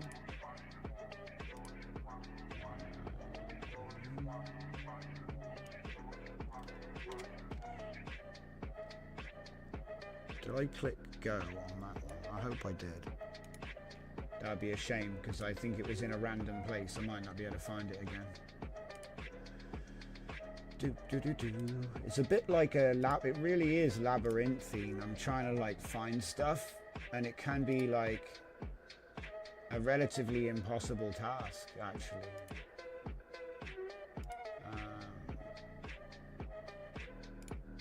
It's almost like you have so many images you could like divine tarot from which image you saw. You know, like you have so many images now that it's turned into a fractal sort of soothsaying operation. Like the image I found first means that you'll have a good day. Here we go. So that's the original. Ooh, techno halberd. Wow, dudes. Okay. Are you generating with flux? Join me in WAN land. Look at this. Ah, it changed it. Crumbs. Whoa, okay. Whoa, we went from like, it went way more detailed. Way more detail. The clouds still have the same color range, which is nice. I didn't do any color matching either, by the way. We're just trusting the fates. And it looks like I'm not sure if it's the old gods or the new, but hey, we're being blessed with good outputs. I like it. What the heck? It even made the gun a bit better. You know, it's like somebody traced over your work and just sharpened it all up a bit. You know? It's like, you messed up that line there. Don't worry, I got you, brah.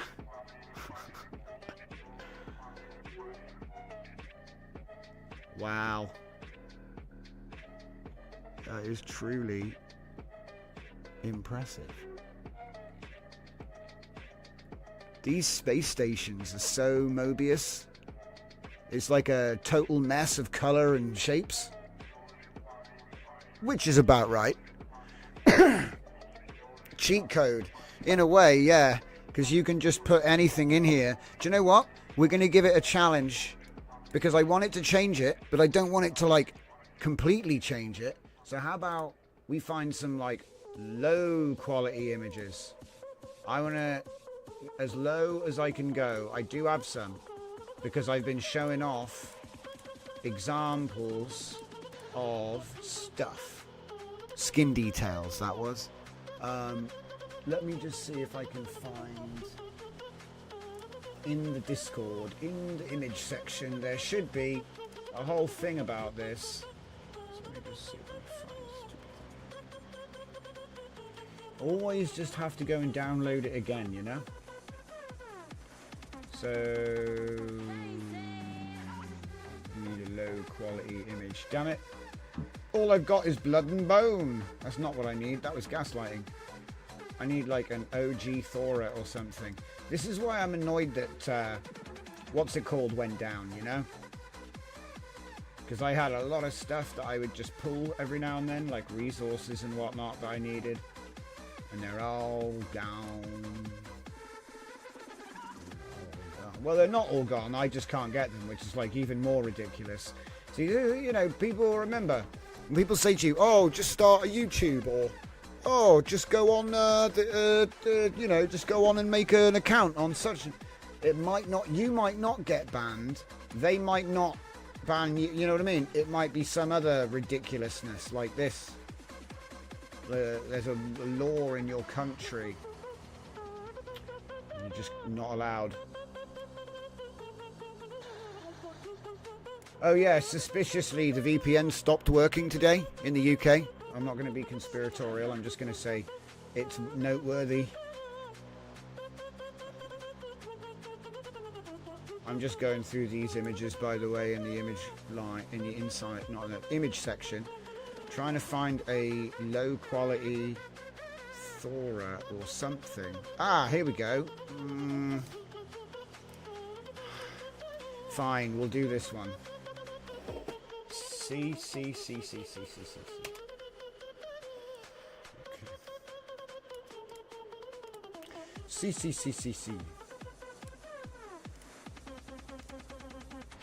I just want to see what it'll do with it, because it's 1024 by 1024 and it's ancient synth gen, yeah? This was from my Cthulhu Bishop model from 2022. So, I mean, check it out. Do you like it? My Cthulhu Bishop. But this is actually image to image food. And so what would happen is you'd use this as image to image food, and then it will make your Cthulhu bishop. You'll have a bishop standing there in an archway, you know, arcane stuff and tentacles coming out of him. Anyway, that was the whole concept. So look, this is great. It's blown it up to twice the size, and it has already changed a lot just from being blown up like that. You know, the contrast for one. Anyway, so it's taken it up to 2048 by 2048, and we end up with this. Look, it's just it's actually made sense of it. It's turned it into like robes with golden balls coming off of it. It looks like a horror show zombie monk, like a Buddhist monk, undead or something. It looks there's something not right with that at all. But look, that's what it's done. It did that with like, what's that? Don't want to know what that is. So anyway, we're creating latent horrors. Do we have, oh, I know, I'll use the blood and bone for fun and see if it can, see what it does with the blood and bone. Can I actually find it?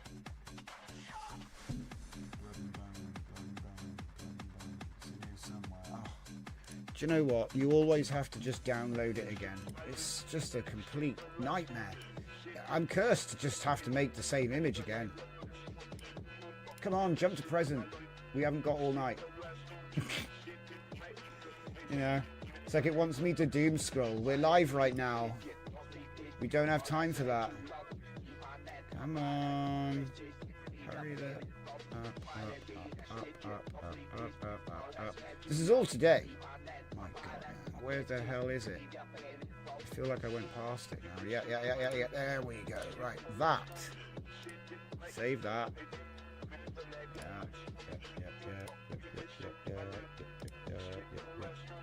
Okay. Nightmare. The stuff I have to do just to get something easy. Nightmare. Right, there we go.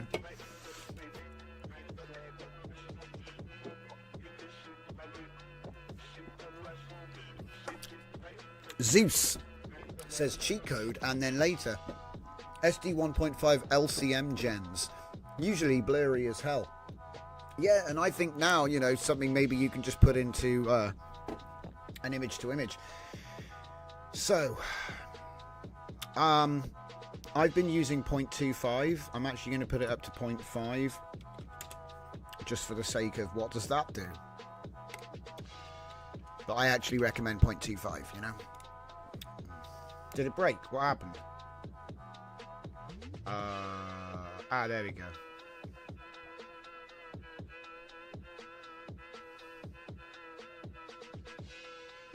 Huh. It actually just cleaned it up. It's just cleaned it up and turned it into some abstract ink design. You know? Like, we've got some teeth here. I think it probably thinks that's a dragon of some description. I mean, yeah.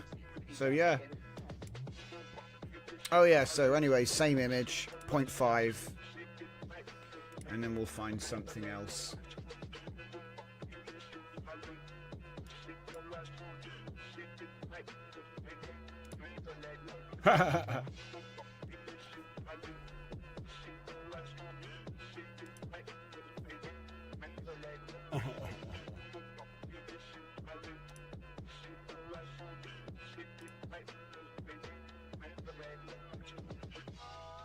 Trouble is, these are all ginormous anyway.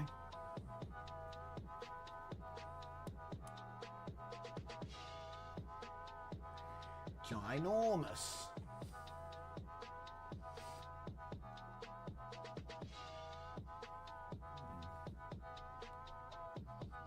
Why don't we do a person? We'll do a person, a person. We'll do...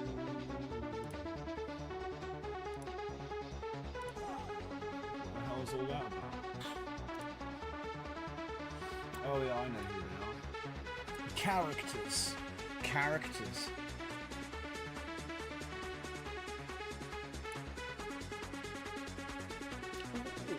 That's a nice one. Okay, let's do this guy.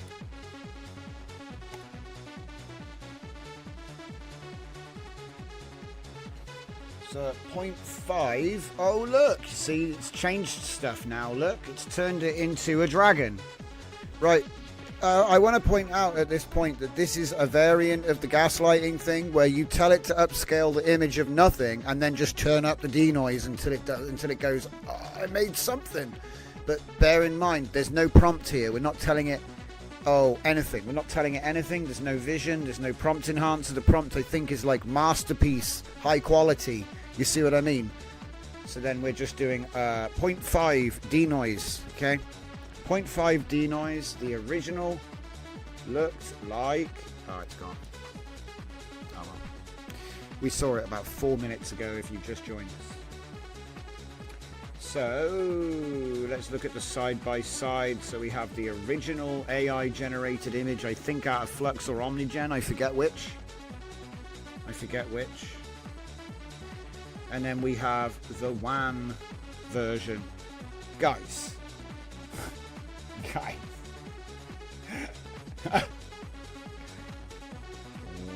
WAN Flux. WAN Flux. WAN Flux. Is this coming through okay on the video? Is this getting compressed?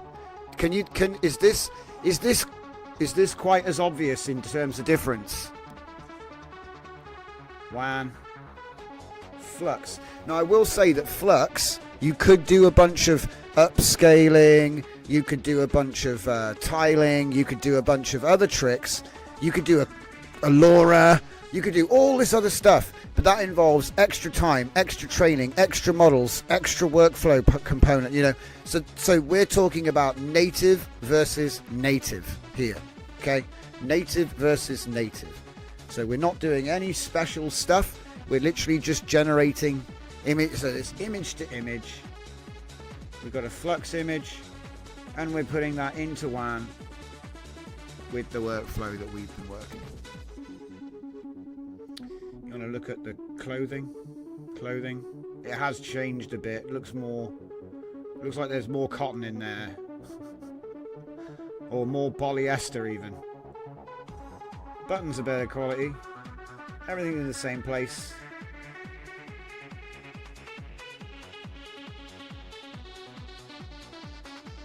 Jeans.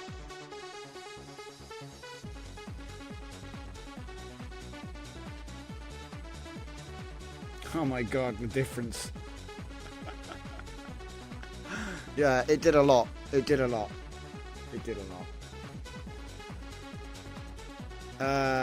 It looks like it was taken with a cheaper camera on Flux, says Zeus. Yeah, that's a fair assessment. And look, if we want to be perfectly honest, hang on, let me just zoom in on a face here so we can get some skin details. I know you guys love skin details. So let's just put it, that is a 230% zoom in on a photorealistic image to image. So we've upscaled the image with WAN, okay?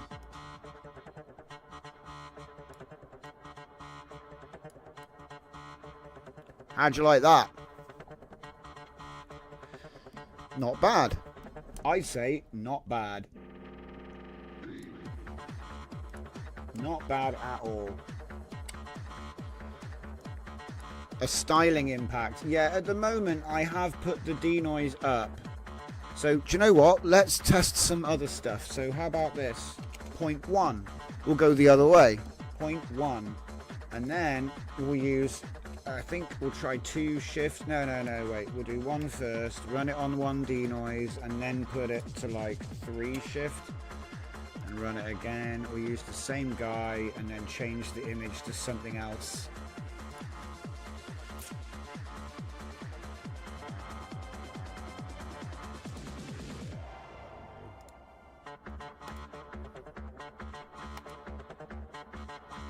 There we go. And the nice thing about this is because I've gone to 4-step with low denoise, as long as look, you can put the denoise as low as you want as long as it actually comes out looking like it did something. Because if it doesn't do anything, you may as well not bother. You could just use like Lanxos to upscale it, or bilinear or something, or bicubic.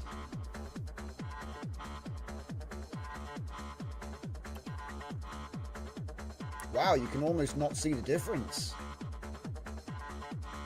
See? At 0.25, remember, 0.25, there's no style change. If anything, it still gets better, guys. So this is the 0.25 setting, okay? So just to point out the bigger impact of the style change from the last one we were looking at was because I put it to 0.5, all right? So that was a choice, not a uncontrolled thing that we can't, you know, decide. We've got another one already. Interesting. So yeah, we're back down to, I think that the WAN version looks more natural, but it's clearly the same guy. The colors haven't changed. His ears, yeah, this one's a bit better. It hasn't changed the clothing either, but it is much better detail. So we're at 0.1 with 1 shift. So now what we're going to do is 0.1 with 3 shifts to see the difference. So I know we've just had the same image 3 times in a row, so it might be hard to tell. But the next image that's coming up is going to be a higher shift. Too late. Looks like that was the one with higher shift. That's okay though, that means it did work. Wow, it's actually refining her as well, what the hell? Yeah, I think I was actually one behind in my commentary. So, no way, look at this guy. Oh, I'm in the way. Right, this guy here. Before, after. Now these are actually WAN outputs, so we're actually restoring the people and images and the details with a second pass by doing this as a second pass. The eyes are actually a little bit better. We've lost the extra coloration because there's no, my LoRa isn't loaded right now, so, and there's no prompts, remember. So it's possible that by doing the detailing, you can lose a bit of stylization, but that's normal. That's normal. We're used to that. That's not a new rule. I'm actually going to pump up the shift a little bit more. I'm actually going to go to 6. And let's change it to a different image again. What about the gun? Where is it gone? Good one just there. Oh, that's actually a good one. So anyway, I was running Sharona and Cyber Society, and I was using my enhancer, which knows all of the prompts for both LoRa's, on image to image with vision. And I had cancelled the API key, which was in the workflow. So I opened up the thing and went to run it. And it made this crazy image, and I was like, what the hell? Because when you look at it, it says Open Router AI Sharona something, yeah. That's the error message for your API key is invalid. So, you know, because I'm using a prompt enhancer on an API, so when it failed, it gave me an error message like user not found, please go and check out Open Router, you know. And obviously the the LoRa has been trained on a whole bunch of different terms. So it just went, oh yeah, Sharona, because Sharona was in front of the error, you know, like a prefix. I just thought it was fun. So we ended up with Sharona wearing headphones in front of like a vaguely Cyber Society logo with a buttload of wires coming out of it. Spont router gal. Yeah, the error message was the prompt. Yeah, exactly. Yeah, because the thing is, like, you know, if you get an API response, which is the prompt, it still goes in and it tries to make something. Here, hang on, let me show you. Oh wait, I won't be able to, will I? Because it's all empty until you run. Oh, whatever. It did what I told you anyway. I'm not lying. Here we go. It did actually make her face look more natural. Kind of losing some of her character, but it's not enough that I would be bothered about it. It's like no more than any illustration does. I actually think the eyes look a lot better.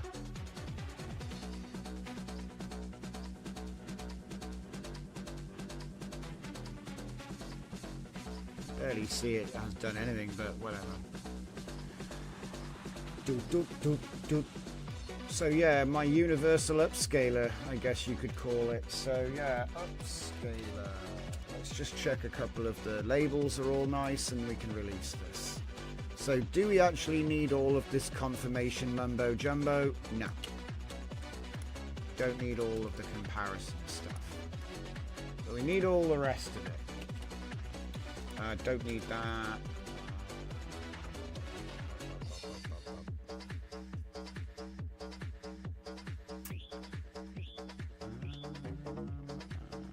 I'm using double GJF on this, but it doesn't really matter. You will get better quality if you actually use the FP16, but it takes up a lot of memory. So how are we doing up here? This isn't hyperscale anymore. What is this now? It's just upscale. It's just upscale. Upscaler. Image to image upscaler. And you can pick whatever you want. Because like I said, it was able to do 4K, but then I think I broke it. Or I broke the computer, I'm not quite sure which. Let's see if we can find a good image. And we'll see if we can make it bigger. What's that? That is definitely not allowed.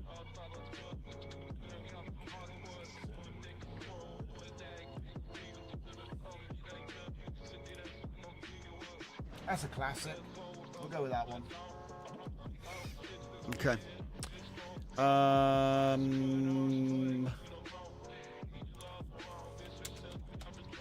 4096 by 4096, 32, fill crop, 16 to 9.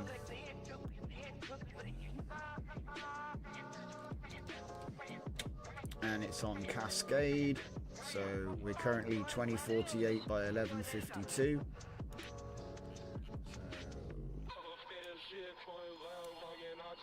I just can't believe, you know, it's a 4-step, it's 4 steps. Point 1 means it shouldn't be able to touch anything. Obviously, I've just put the shift up really high, so, you know, that's a thing. But it's, you know what I mean? It's actually quite fast. 30 seconds, guys. 30 seconds. And like, it's not 2K. It's 2048 by 2048, which is bigger than 2K at 16 to 9. It's on its way to 4K. Put it that way. Look, 2752 by 1536. So it's like halfway between 2K and 4K, because then you only need to do the last 25% with other tools, and it's less of a strain on the other tools, is what I'm saying. Like if you can start here, because look, the eyes are actually a pretty good example of what I'm talking about. Because if I have a 1024 with like cool stylized eyes, when you blow it up 4x, the 4X doesn't know what the style is, so the things, elements like fancy eye style get watered down and lost. So if you can be at 75% of the way there and it's all still heavily stylized, if the stylization gets washed down by that 25% extra, you're just trying to stack the odds in your favor, in my opinion, because it's always been this. This has always been this. Even 10 years ago, you were having problems with like, oh, how do I keep the style? Because it wasn't always AI. It was Photoshop. And blending layers, you know? But anyway, these eyes are brilliant. If we take a look at the original. See?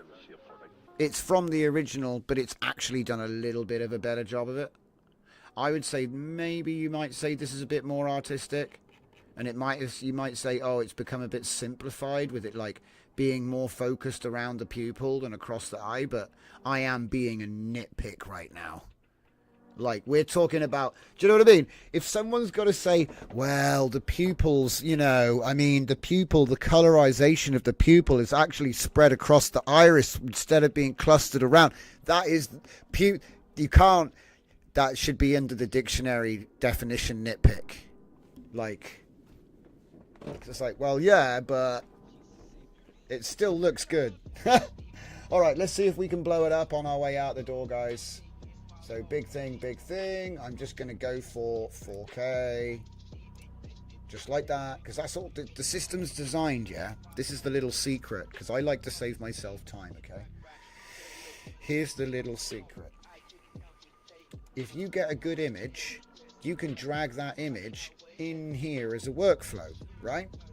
You know that. I know that. We all know that. Right now, the seed is even fixed. Just to sort of underscore this one, right?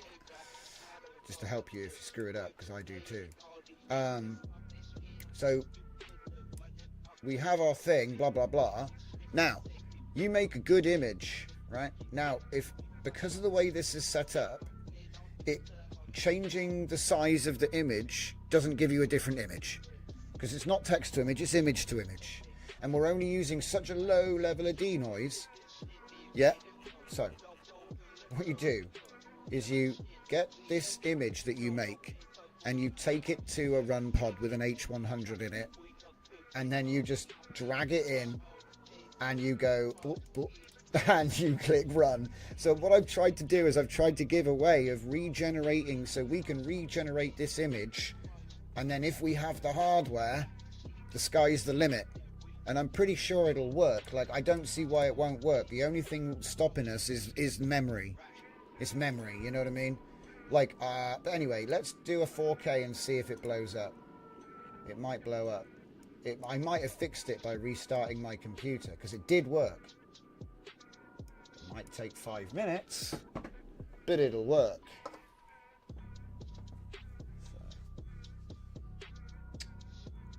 So yeah, anyway, this will be my WAN boosted upscaler. That's what I'm going to call it, in honor of the one we did last summer. Maybe it'll hang around until next summer, who knows? You know?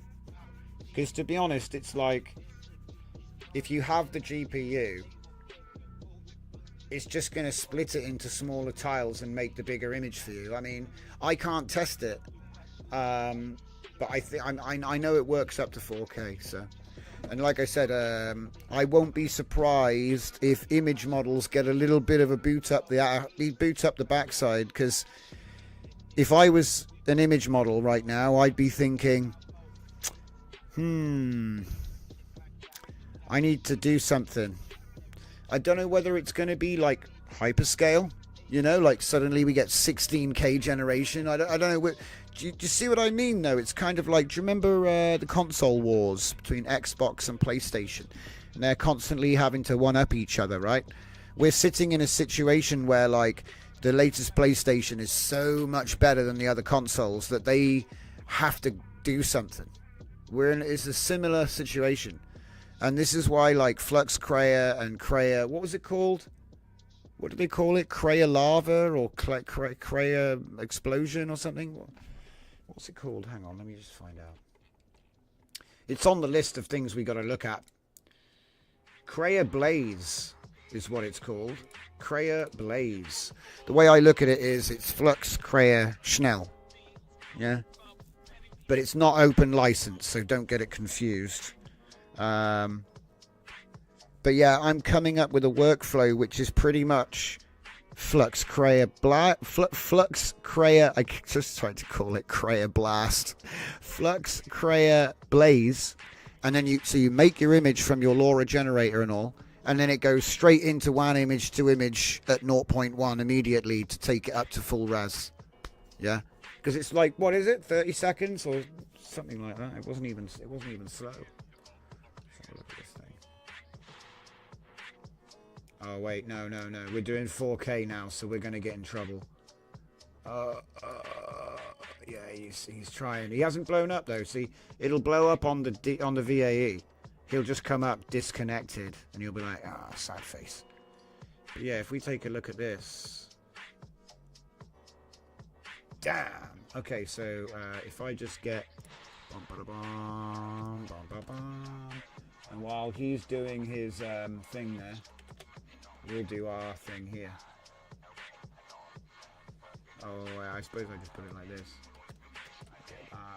And then see how much bigger that is? See, all that effort. See, I love to put things into perspective as well, guys. So, native, upscaled. I just like to put things into perspective on a production level. So, like, what we're looking at is a 300 DPI A3 canvas, okay? And if we bring in a 1536 by 1536 gen, which is already 50% larger than SDXL and Flux gens out the box, we get that. Yeah. So then if I bring in the next one, that's our current. See, this is why I was like, because this is good. Yeah, this is good, but this is better. So much more pixels to play with, right? Because it doesn't look like a lot, but that extra bit around the side is a lot. So obviously it's not filling the square, but I think you actually need a lot to fill the square. You know, it's more than 4K size there, right? But yeah, so what I'm going to do is we're going to take the top corner there. Let's just slot it in and drag it out. And with the same ratio, look what happens. Oh, it's just a little bit too big, guys. What are we going to do? So what I do, obviously, is I keep the center point.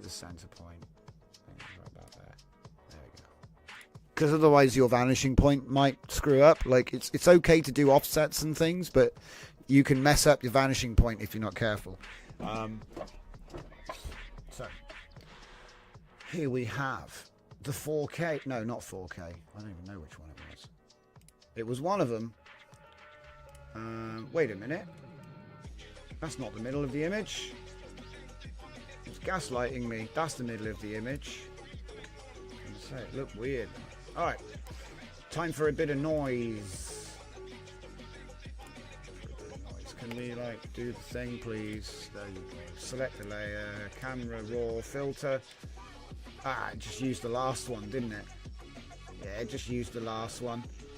See, I don't like just using the last one because it's like, I don't think it really matched, you know? So, we'll take it back. So as you can see, this is what it looks like. Straight out of the gate, which is good, but it's a little bit porcelain, a little bit plasticky. Yeah, now obviously it's anime, so you wouldn't expect things like skin pores and whatever, right? But because we're going to be printing this out, it does make sense to give it, and like I said, I will continue to do this tutorial as many times as I need to, because it's a super useful skill, and once you've figured this one out, it will just pay dividends. So here we have a nice area with good contrast and details. Alright, and I've put grain, size and roughness to full. So now, I'm sure if you're a regular, you've seen me do this before. I'm going to take it to the point where I feel that it starts to kick in, which is about there. That happens to be 32. I'm going to go roughness now, and we're going to take it from the orange peel to the crumpled up paper look, and I'm going to find a nice midpoint, which I reckon is about, it's probably about Probably about 32 as well, actually. I'm not quite sure. It might be 36. And I'm just doing this by eye, so it's totally subjective. Different person, different result. Yeah. And then we go like this, and we just bring it down. And like I said, normally it happens to be, which it does here too, size 32, grain 32. Now, a lot of people will tell you, do grain 8, size 2, roughness 4, you know, much smaller values. All right? And I'm not arguing. It's purely stylistic. So I think there's no wrong answers. If you think it looks good, it looks good. Okay? So that's a very big deal. It's a big deal in my book, yeah? Now, we could spend hours on color correction and all the other cool tools here, but I'm focusing purely on the film, on the grain, because when we come to print, this is going to help the DPI situation, all right? A lot. It's going to help the DPI situation a lot. Now, you should be able to see the difference on the screen, but in case the compression is screwing it up, let's go in a little deeper, and I think you can see the difference. So again, if I undo, that's nothing. No noise, yeah? Or no film grain. And now Shift Control Z to put it back. Ready? Okay. And like I said, this is quite a strong film grain style, but I feel you need a strong film grain style because it's so smooth. You get me? Because AI is so clean that you kind of need a bit of a stronger film grain. On a photo, there's already natural grain in a way. So that's why you don't need to add so much, because it does stack as well. You've got to be kind of careful. But yeah, so we've got our thing. So we will do Control A, Control C, and oh wait, so actually wait, we're already there. We're already there. I did the film grain on the, you know what I mean? I copied the image into the canvas of printing, and then I did the film grain there, and then, you know what I mean? So the original doesn't even have any changes. Yeah? The original image never got edited at all. And you can do that with adjustment layers as well, things like this, but I just, you know, small detail. Non-destructive, because we might want to do something different with it next time.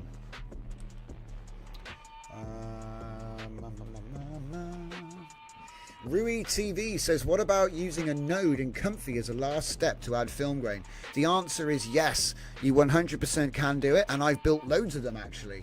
I have so many.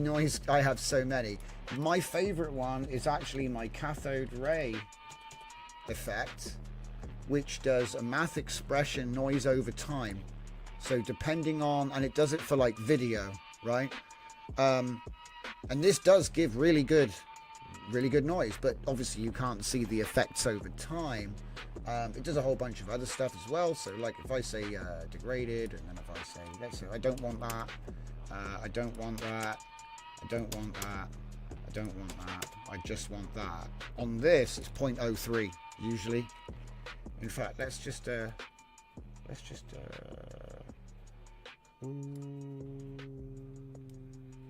give it a preview.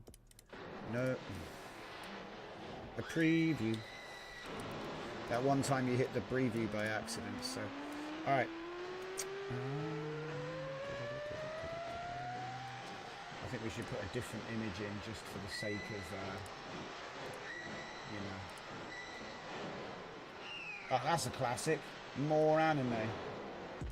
Yes, more anime. What's that? 2728 by 1536. Hang on, is that already? No. Whoa. So yeah, 4K is working again. See, mate. I had PTSD when I started up this. Oh, that's a bit under. Okay, I'm not trying to. Oh my god. I had some kind of I was battered psychically from the failures, guys. There were so many failures today with it just clean. Do you know what I mean? Am I keeping it clean for easier editing? Yes. I tried to show off little bits and pieces because, as we all know, A proper job will take you all night, and you don't want to see me make one. Well, maybe you do want to make me see one image in 2 hours. I mean, maybe that could be a different type. Oh, look at that!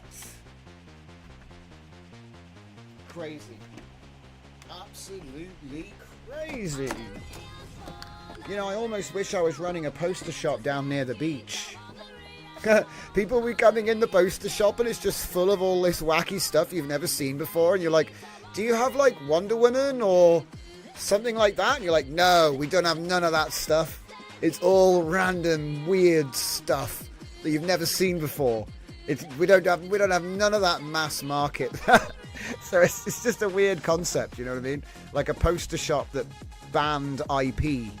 There's nothing brand. It's all custom, you know? It's just the guy that owns the place is just like this. He's got AI. He's like, oh, this is crazy. Has it done it yet? Let's do it. Come on. I need to see it done.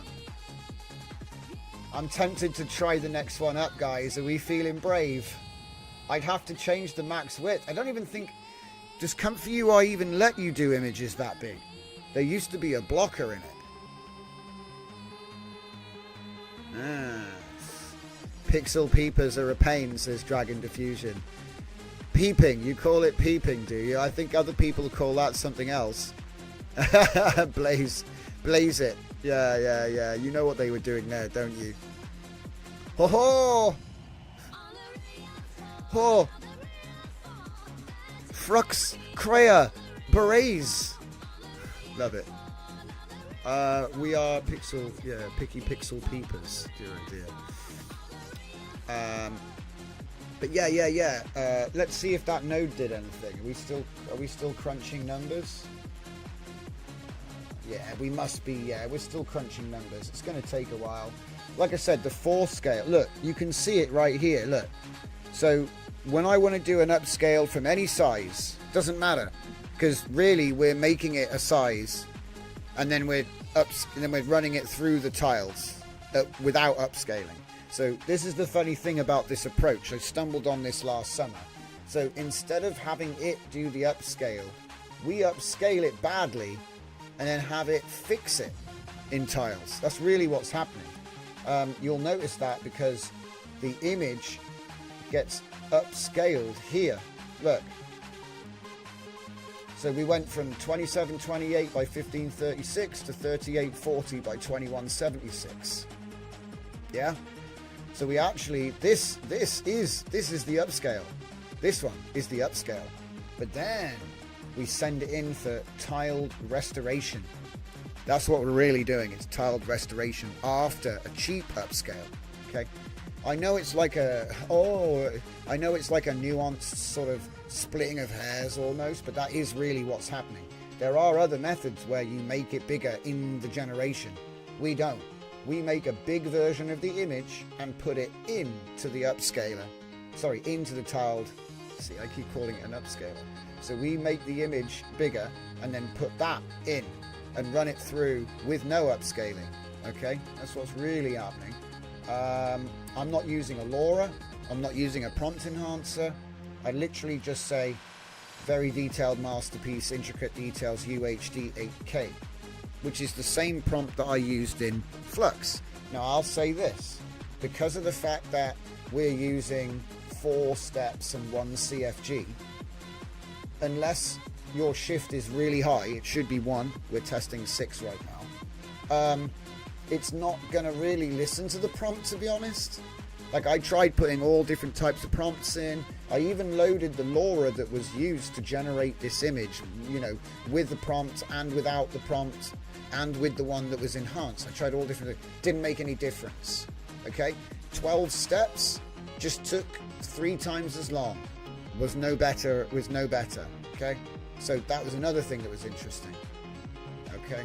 So the 0.1 being such low denoise can't really change the image, so you just get a bigger version of your image, and that's why it works so well. But I would say, if you are going to be upscaling at cascade sizes, which is 2048 by 2048, it's going to take, I think it took like was it like 3 minutes or a minute and a half? Yeah, sorry, it was 4 steps. It's like, it's fast, okay? To that 2048 resolution, it's fast. WAN 22, these take about 30-40 seconds, maybe 50 seconds, depending on the GPU, whatever setup you have, could vary, but I'm getting these in under a minute, okay, WAN 22, and then I was getting the Cascade upscale in like 40-50 seconds, so that's like 2 minutes, yeah? Now, the 4K generation, that might take you 5 minutes. So there's obviously diminishing returns there. You can see it here in the results, though. So it's taking,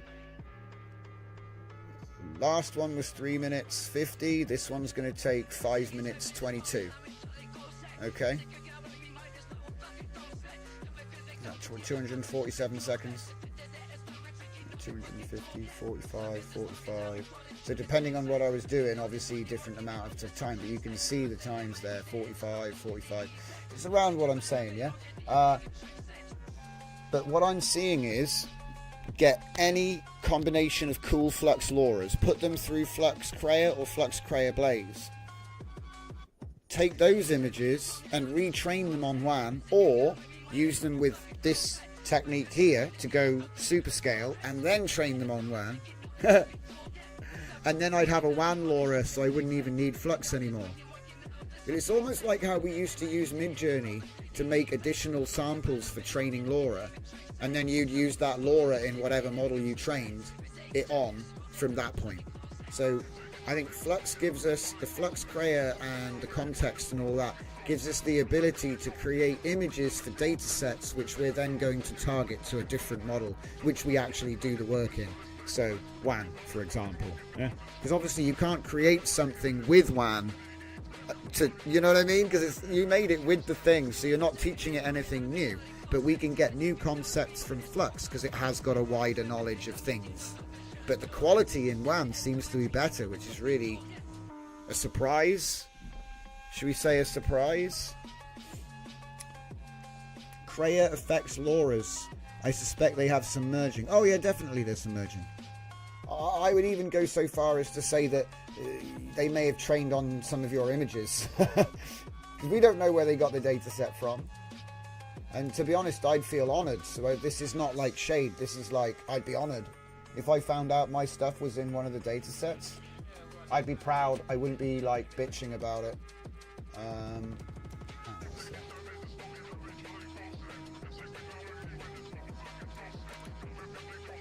Look at that.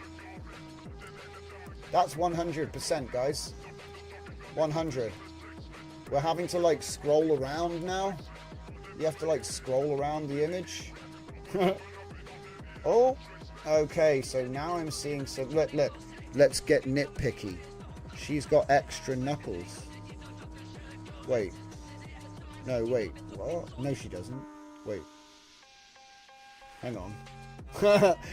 I'm counting the phalanges. Let's see. Actually, it's just got a really long finger. It's just a bit of a weird shape. Talk about nitpicking. Her teeth look a bit weird. Look, the teeth are a bit weird. Oh dear.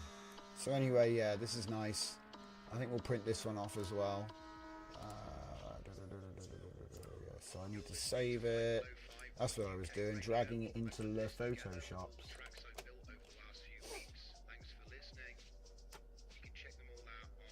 What? No.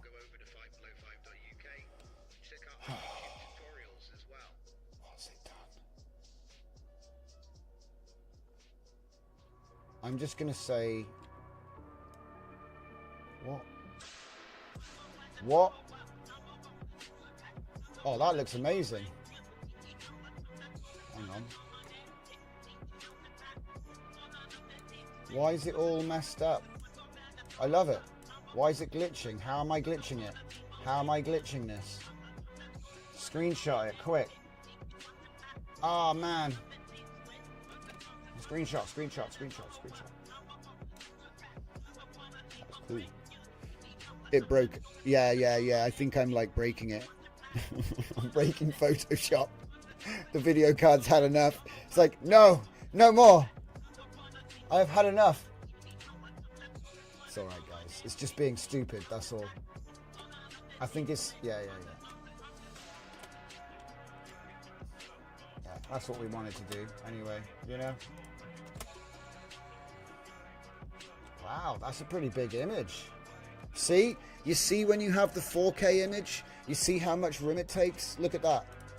That's the WAN 22 size, my 1536 by 1536 at 1:1 on the canvas. That is the 4K. Ooh! See, now it's, you know, do you see what I mean? It's like, now we're talking. It's still not even filling the canvas, but it's getting there. How good is this WAN method for image repair? It depends. I think in extreme cases, Rui, it's going to be still, you know what I mean, still a problem. But I did actually... hang on, I got an example. Give me a sec. I got an example.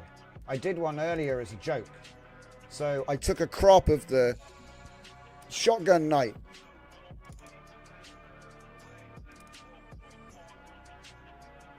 Come on, show me my folders, you... Right. So I did a crop of the shotgun night. He was 100 by 100 pixels. So there's nothing there, guys. 100 by 100, right? There's nothing there. Let's see if I can find the output.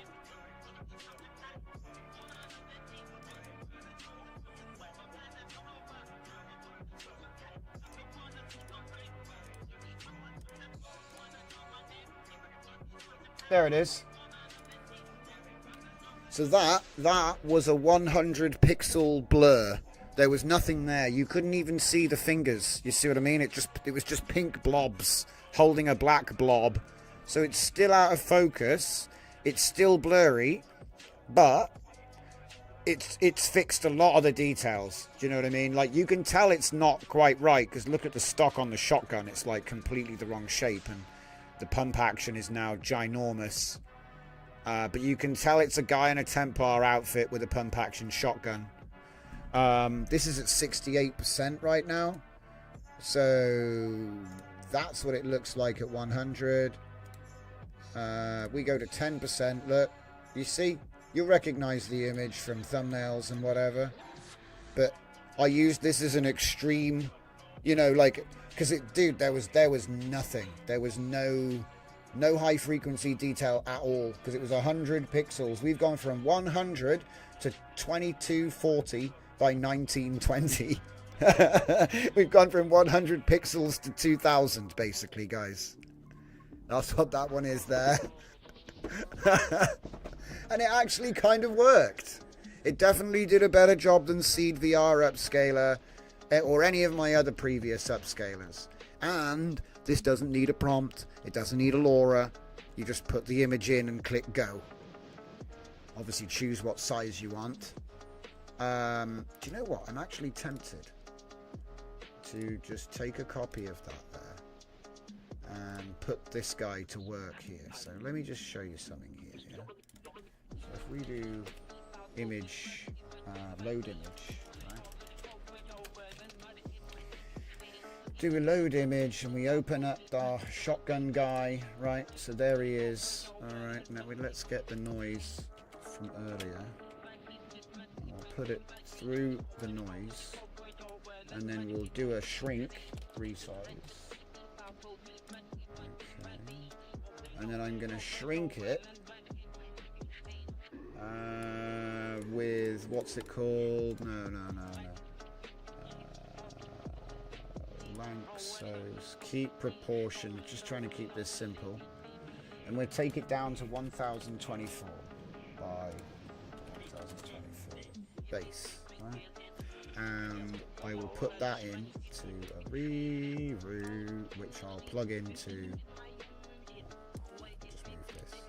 Okay. So that is off. Okay, so we're gonna go from 2240 by 1920. We got virtually nothing. This is we've already done a restore on this already. I wonder, do I have the original image that I could show you? I bet I do.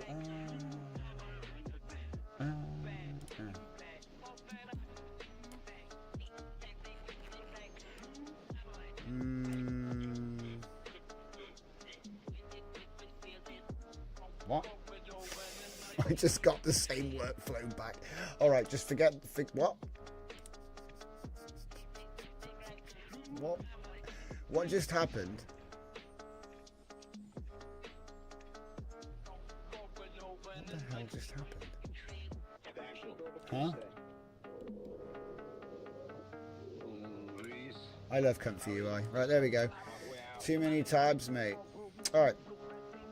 So I'm going to shrink it down. And then I'm going to blow it back up again. And we're just going to see how it deals with this image, which is clearly blurred, right? And I'm not going to help it with any vision. I'm not going to help it with any prompting. And we're only going to let it have 0.1 denoising. So it shouldn't be able to do much, if anything. You see what I mean? So there we go. We've got our newly shrunk. It's been, as you can see, it's been noised. It's been noised and shrunk. So it has been somewhat changed. And now it's going to do a big 4K run. This is kind of awesome though. So let me just see what this looked like when we did the noise at the end. Oh, you can't even see the noise. Hang on. Save it. Open it up. Oh yeah, that's not too bad. The thing is, I prefer monochromatic noise. You see how this has RGB? If I zoom right in, and you can see some chromatic aberration on it as well. That might actually be the node functioning incorrectly, because I know that my nodes put chromatic aberration on things. Okay, it's part of the retro look, you know, like old TV. I'm trying to do that. So it's kind of like part of the thing. I should have been able to disable that though. Oh, I love it. Do you know what? It actually does look kind of natural, like. Noise still feels a little bit strong. This is why, like I say, if I'm in Photoshop, I can do a better job by eye than it can do just with a single number. But it is better than nothing. You know, I hope you can see that, you know, if we zoom back on this, it just has a natural look to the eye.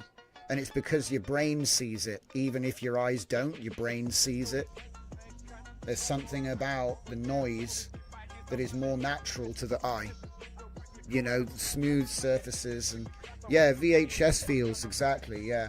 And like I said, I could go further because the VHS tools, we've got more nodes just like this one. And that's why I've got, like, you know, screen curvature, scan lines, glow. So it's like post effects is what we were messing with. So if I go 1, 3, 2, and 2, and then I want to put it back to something serious. Hang on. But it was a good question though, you know, like about how does it react when it comes to, you know, this kind of situation, low quality.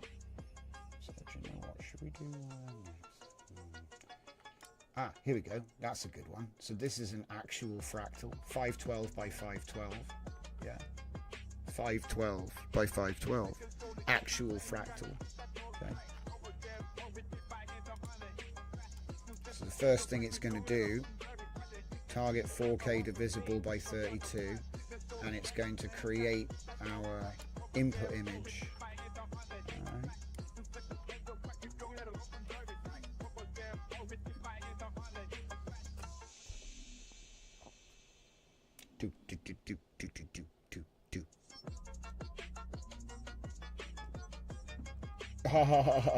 Look at it trying to, it's really trying to make this. Look at this. Uh-oh, the hands are becoming like mutated. It's tried to draw the finger lines even more. Like it just can't unblur the image, but it's doing such a great job of trying to make him look soft focus. It's really funny. And then we put my noise on top. Some things you can't save, guys. It does look more natural though, like the way the wall is lit with that, it is VHS feels. And if you like VHS as well, don't forget my VHS effects. 1, 2, and 3. V1 is slow, V2 is fast, and V3 has the noise lines and the distortion bands that go up and down the screen and stuff like that. We did so much stuff on that. I think it is actually doing this last thing here now. Okay, beautiful.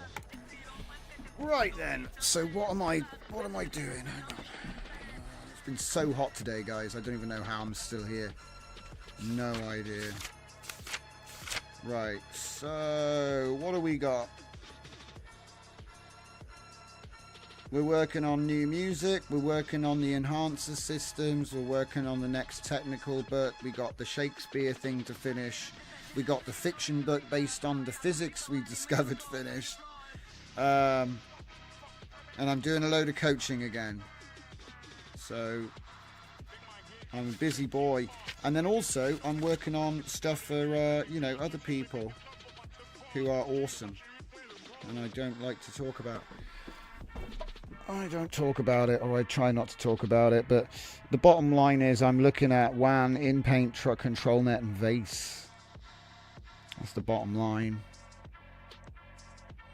I think I've got to release Sharona if I haven't already released that for WAN. And I'm thinking about releasing like everything I made in the last couple of months on, what's it called?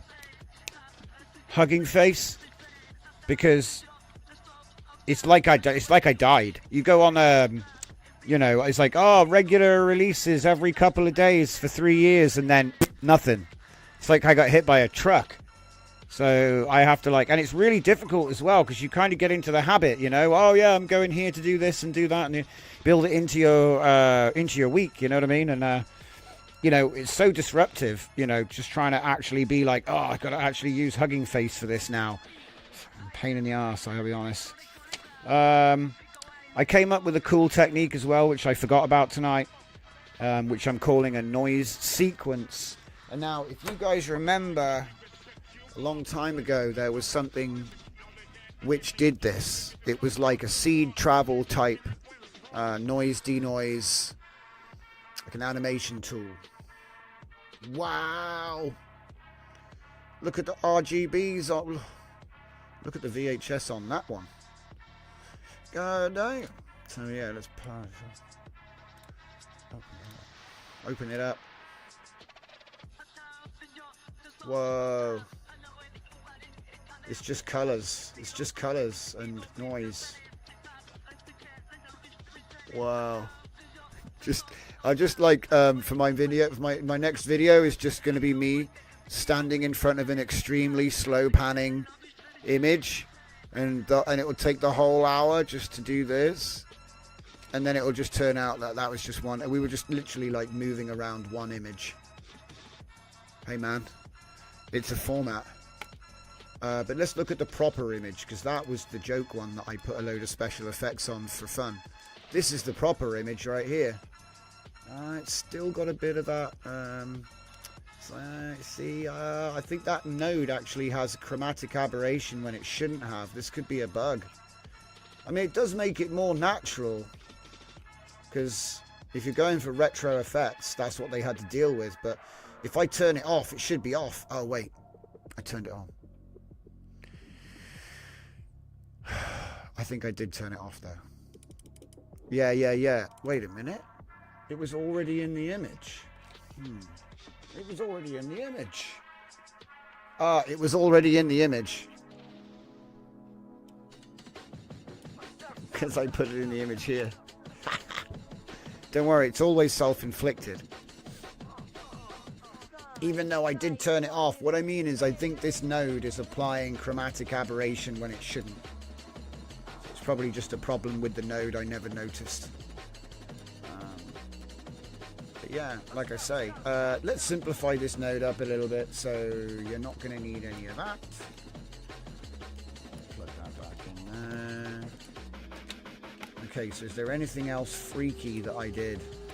Yeah, that's freaky. Don't need that now. Okay, call it upscaler V15. It's I'll call it boosted. upscaler V2 in honor of the famous flux boosted upscaler from last year. It's kind of fitting actually, like 1 year later. And again, this is intended for use with other good upscaling systems. My intention is that if I can get you to 4K out the box, then you don't need to do as much work with other upscaling solutions to get to 8K, 16K, whatever it is. Okay? So that's my goal, is just to give you the best starting point. We're not competing with anybody because this is just, it's just tiled WAN, guys. Do you know what I mean? It's a native model capability. All right, all the models can do this to a lesser or greater degree. It just turns out that this is something that WAN's really good at. I will say that I had some difficulty with my 4090 at 4K, so consider dropping down to a lower preset like Cascade if you can't handle the heat of the kitchen.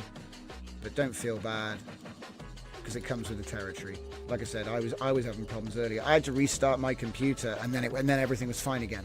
You know, so there's a little bit like that though. So boosted upscaler, we're going to say 4K. 4K boosted upscaler. Good. Now, one thing I do think here's 2 areas of research or development for this one. Okay, one, Q5 and Q4 KM. Here, Q5 or Q4 KM. So testing the effectiveness of this upscaler at lower artifact, lower model and clip quantizations, right? Or, because it's going to be a much smaller stack to run. What's the difference in quality? So now I have to find out. Lucky me. So, yeah. And also, I think there is a pig version of the WAN 2.1 VAE out there somewhere. It's not quantized necessarily. It's, I don't know, they've done something to it to make it smaller. So I'm just thinking about optimization now, What can this actually run on?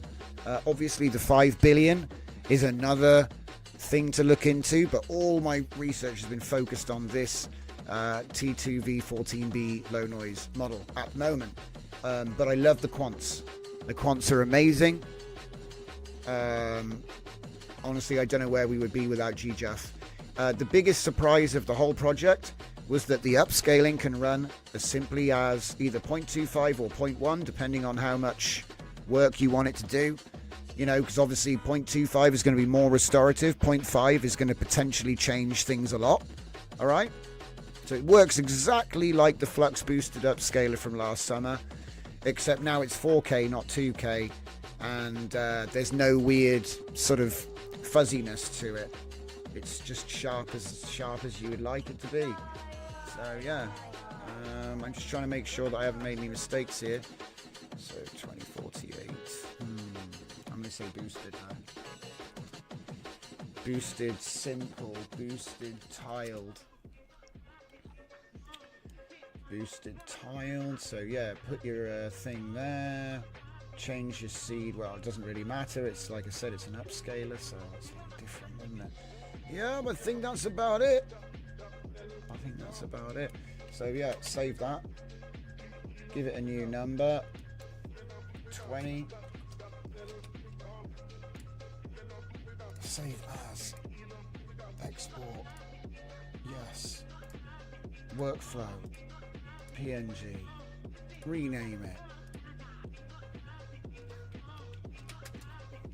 Done. Workflows. A14B pack. JSON and the image. Published. So you will find that one in the WAN folder. Big WAN, A14B pack. And you'll find all kinds of workflows in there now, to be honest. So yeah, the cosine thing I was talking about, I just want to introduce that real quick before I disappear, because you will only have seen that if you were on the Discord. But it's a really simple idea, actually. So it won't even take long. It looks like a lot, but it won't take long to explain. All these are the same. They just have different denoise amounts. So, and what I've done is I've used a cosine sequence to go from 0.75 to 0.95, which is where the two LoRa's that we have loaded will blend. So we're currently using Sharona and Cyber Society together. So that's two pre-trained WAN LoRa's together. And then I have put the captions for those two pre-trained LoRa's together and trained an image-to-image enhancer, which is aware of both of those LoRa's. So then, no matter what I put into it, which happens to be DJ Z Leviathan, okay, which is a bunch of blood and bone and shadow, which was, you know, we looked at that earlier, and it's going to make me a prompt which is optimized for both LoRa's, okay, that also matches the image that was put in, as you know, as far as I told it to. It's then gonna, and obviously it's society style, but then we are gonna prefix it with Sharona Woman because it's both LoRa's at once. And then the values, as I say, take a cosine curve, right? So it's like, how do you do it? So 0.75, 0.76, 0.79, 0.83, 0.87, 0.91, 0.94, and then 0.95. So that's a cosine, the graph. The strength change was on a cosine graph, okay? So, and then what that did was it gave me a sequence of images where it blends from one concept to the next. And I think that that's quite an interesting technique for generating first, last frame video assets. So like, you know, you can have a prompt, starts here, ends here, and you've got like multiple first and last frames to go from one to the next to the next. Yeah. So it's like making tools to make the video generation easier. So we've got like a folder full of stuff to do that because we had a workflow to make that too. So that's what that was about. But yeah, I think this is probably the most important workflow out of all of them because it doesn't matter what you put in it. Like I could go back, just find more Cyber Society. Yeah, I could go back and I could find like some work from here. Let's, in fact, you know what?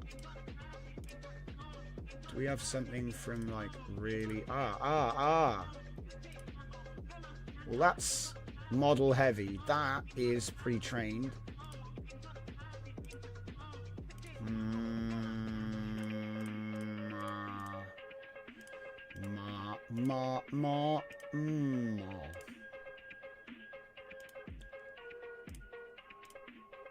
It's like I could have sworn I wasn't.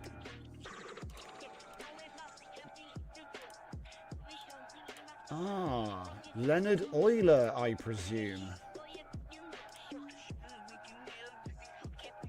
Make a 2496 by 3328. Look at that, you can see the paint strokes. Yeah, I wonder what it'll do with that oil painting.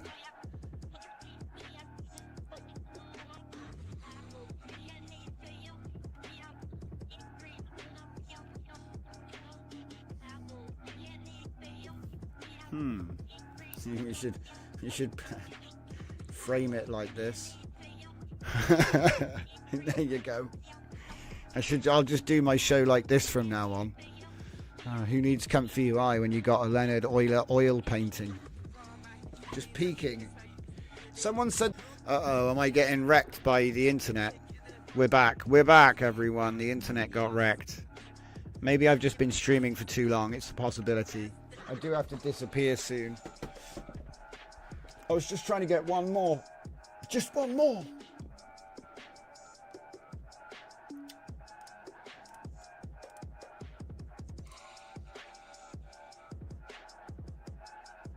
Finger looks like it's got too many knuckles. It doesn't though, I counted.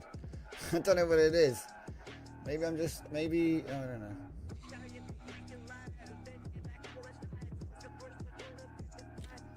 I'm like looking at my fingers and going, yeah, I do have an extra bit at the end of my fingers, actually. All right. Can we make this big, please?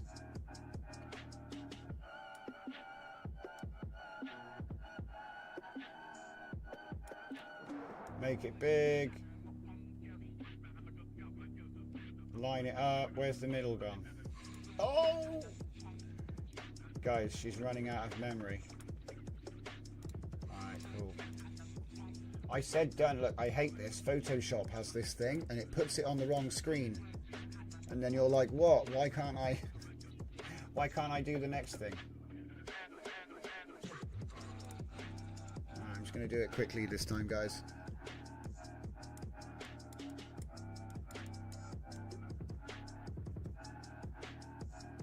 Oh my goodness. This is extremely harsh, this one. Hold on. I did it so quick I forgot to do it right.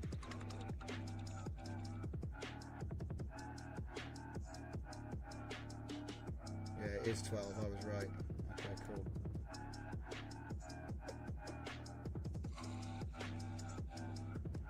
I reckon 22 or 24, and then it's gonna be, is it gonna be 16? Yeah, it's like silvery. It's like a silveriness. There's a silveriness to it, you know, and because it's monochromatic, there's no RGB in it. Which is, you know, the VHS stuff I did with the retro looks. It has RGB noise. This is monochromatic. So it's a slightly different feel. But yeah, I think we're good to go there. So yeah, print. Go, go, go, go, go. Just got to go and check the printer. Yeah, he's looking good. But yeah, the prints came out really nice. What can I say? What can I say? They come out very nice. It's like, it's funny, I actually think like it's viable to do the graphic novel now. It'd be a lot of work though, so I think I might have to spend some time on maybe we update Hunyan Dreams or whatever it was called and do it high vid. I think I made high vid moments. I think maybe I'll work on WAN moments tonight. So if you don't know what that was, look it up on my GitHub. It was a video and image. It was like a temporal batch. So how do I describe that simply? So it's like this. You give it a prompt and it gives you the 4 prompts that came before it. So a little bit like my narrative inversion book writing system, but applied to video prompts. So the idea was you would prompt the final scene, yeah?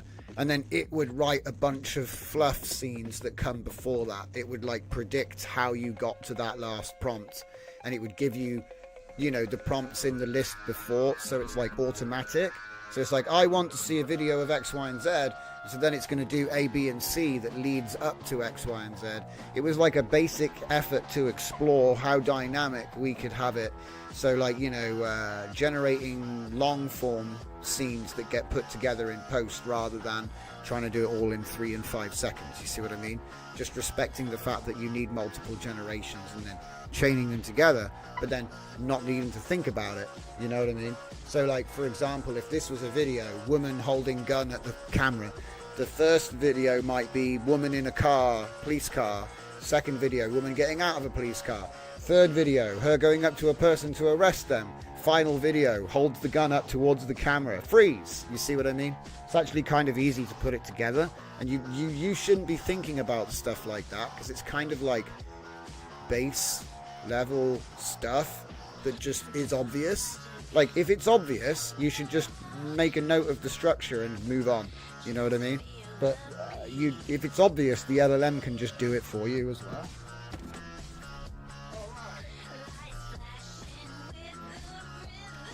Another cracking image. Crazy. I think I've got enough anime for a minute.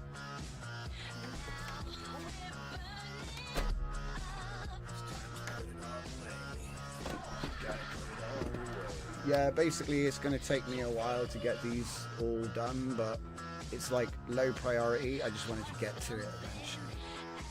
So have I got... Hey, we got our thing. Wait. Hang on.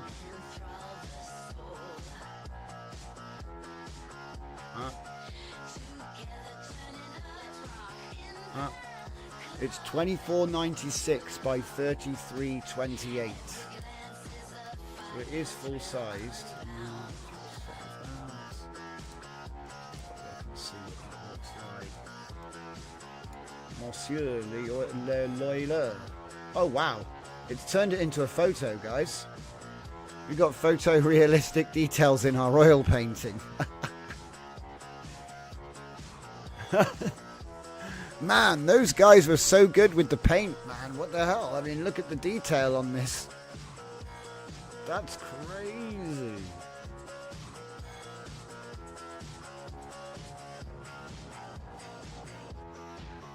Do you know what? It's not that bad. I thought it would be like really bad, but actually it's not. It does look more like a photo for some reason. It's an extremely good photo. I mean, extremely good oil painting. You know, the thing is, there are actually oil painters that achieve this level of photorealism. That is a thing. But not all of them did. So, yeah. Before Impressionism showed up, that was like the flex. Like, look how good my painting is. It looks just like real life. You know what I mean? Good times. I love how it's got like still got fake, you know, like it's got, you know, oil painting type things going on around it.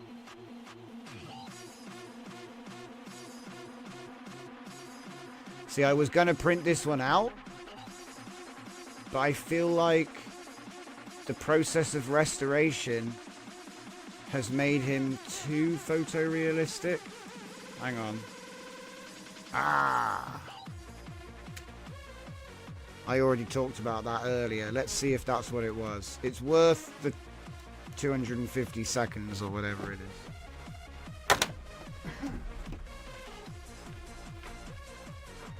It'll be worth it to find out.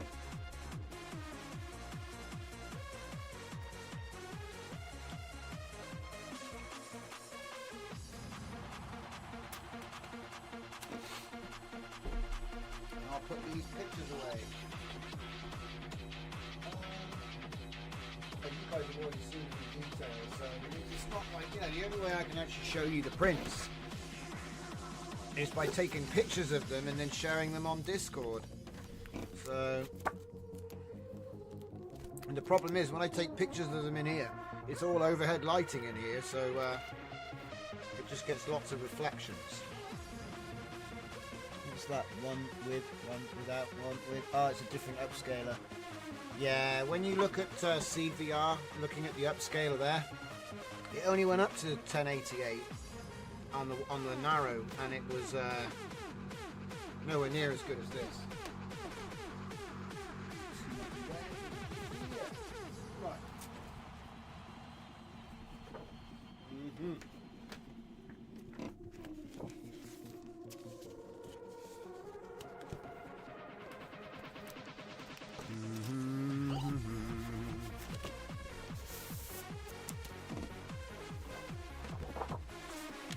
Oh man, that's funny. I'm having to take out images from the old Kling 1.5, I think it was. Kling 1.5. I think so.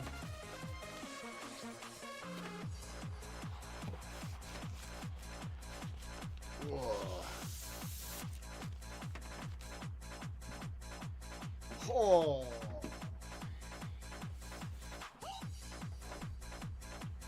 Cyber Society expands. I'm going to have to actually write the book soon, I swear.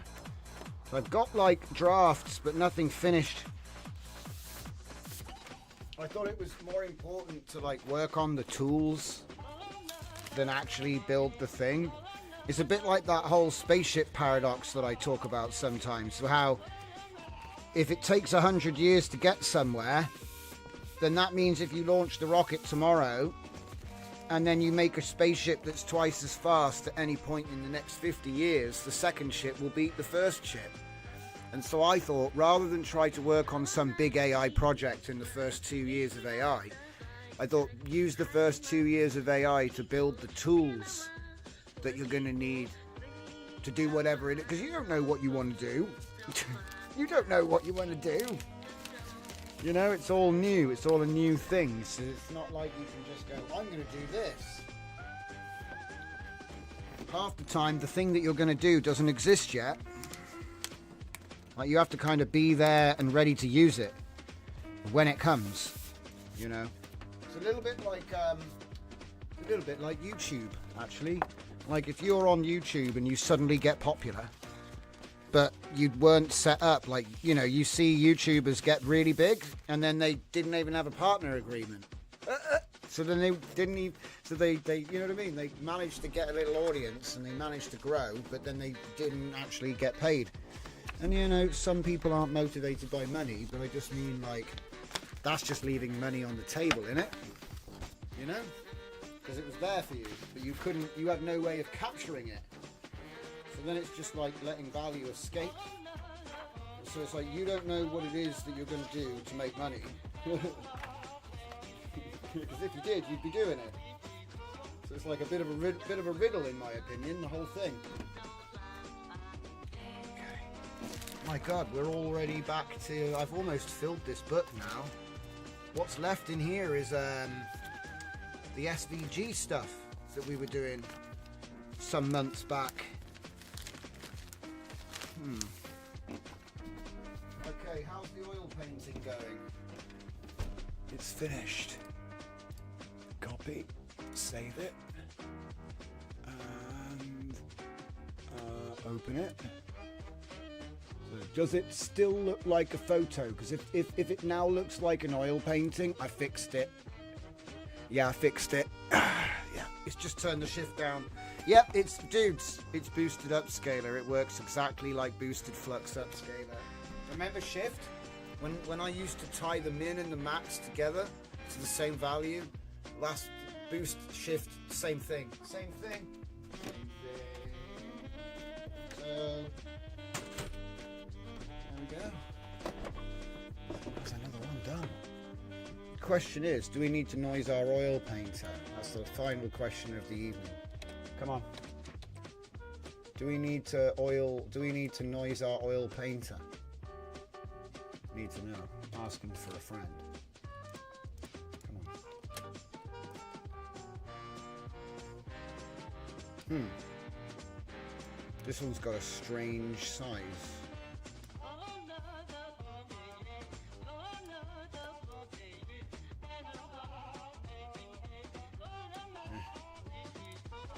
Okay.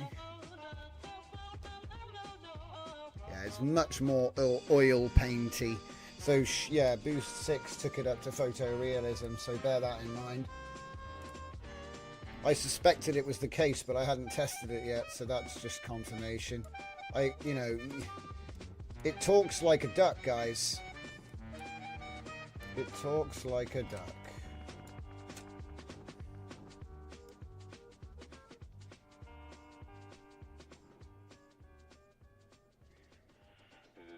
Wow, only 8? Damn, this is like a different one.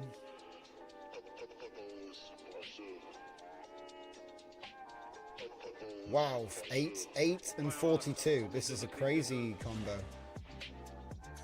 So you'd think it would be the same every time, wouldn't you? But it's not. I always find that intriguing. So we go with 32. It feels too big. Yuck. Yeah, I don't like that.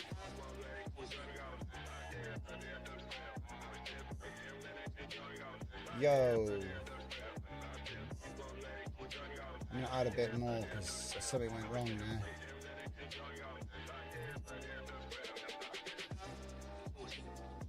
Whoa. See, different type of artwork. It's throwing me off.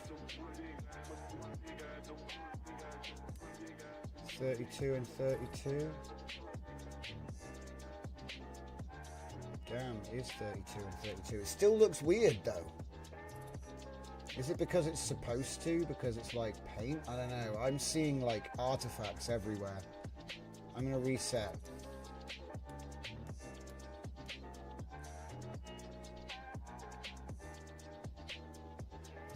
So 16, I did roughness first, whoops.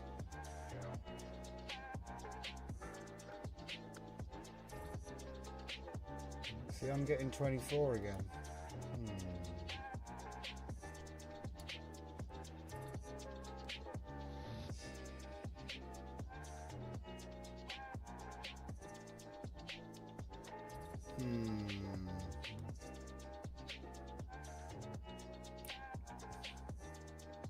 That's better, but that was tough. That was actually tough. It was harder than I thought it was going to be, because it started making strange little artifacts everywhere and details. I think that looks okay.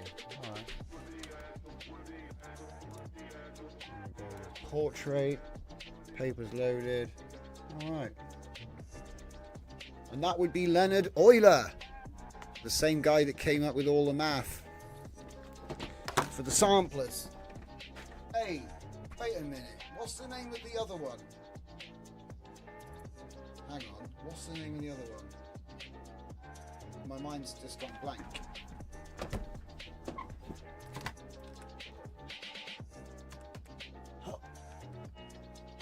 I'm thinking about the second order sampler. Not Euler. Hoon. Hoon. Hoon. Hoon. Hoon. Hoon and Euler. Do you know what? I love it when you didn't type. Come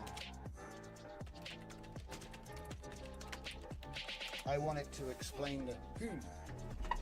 Hoon's method. Don't tell me Hoon is a dude as well. Come on, is Hoon a dude? Did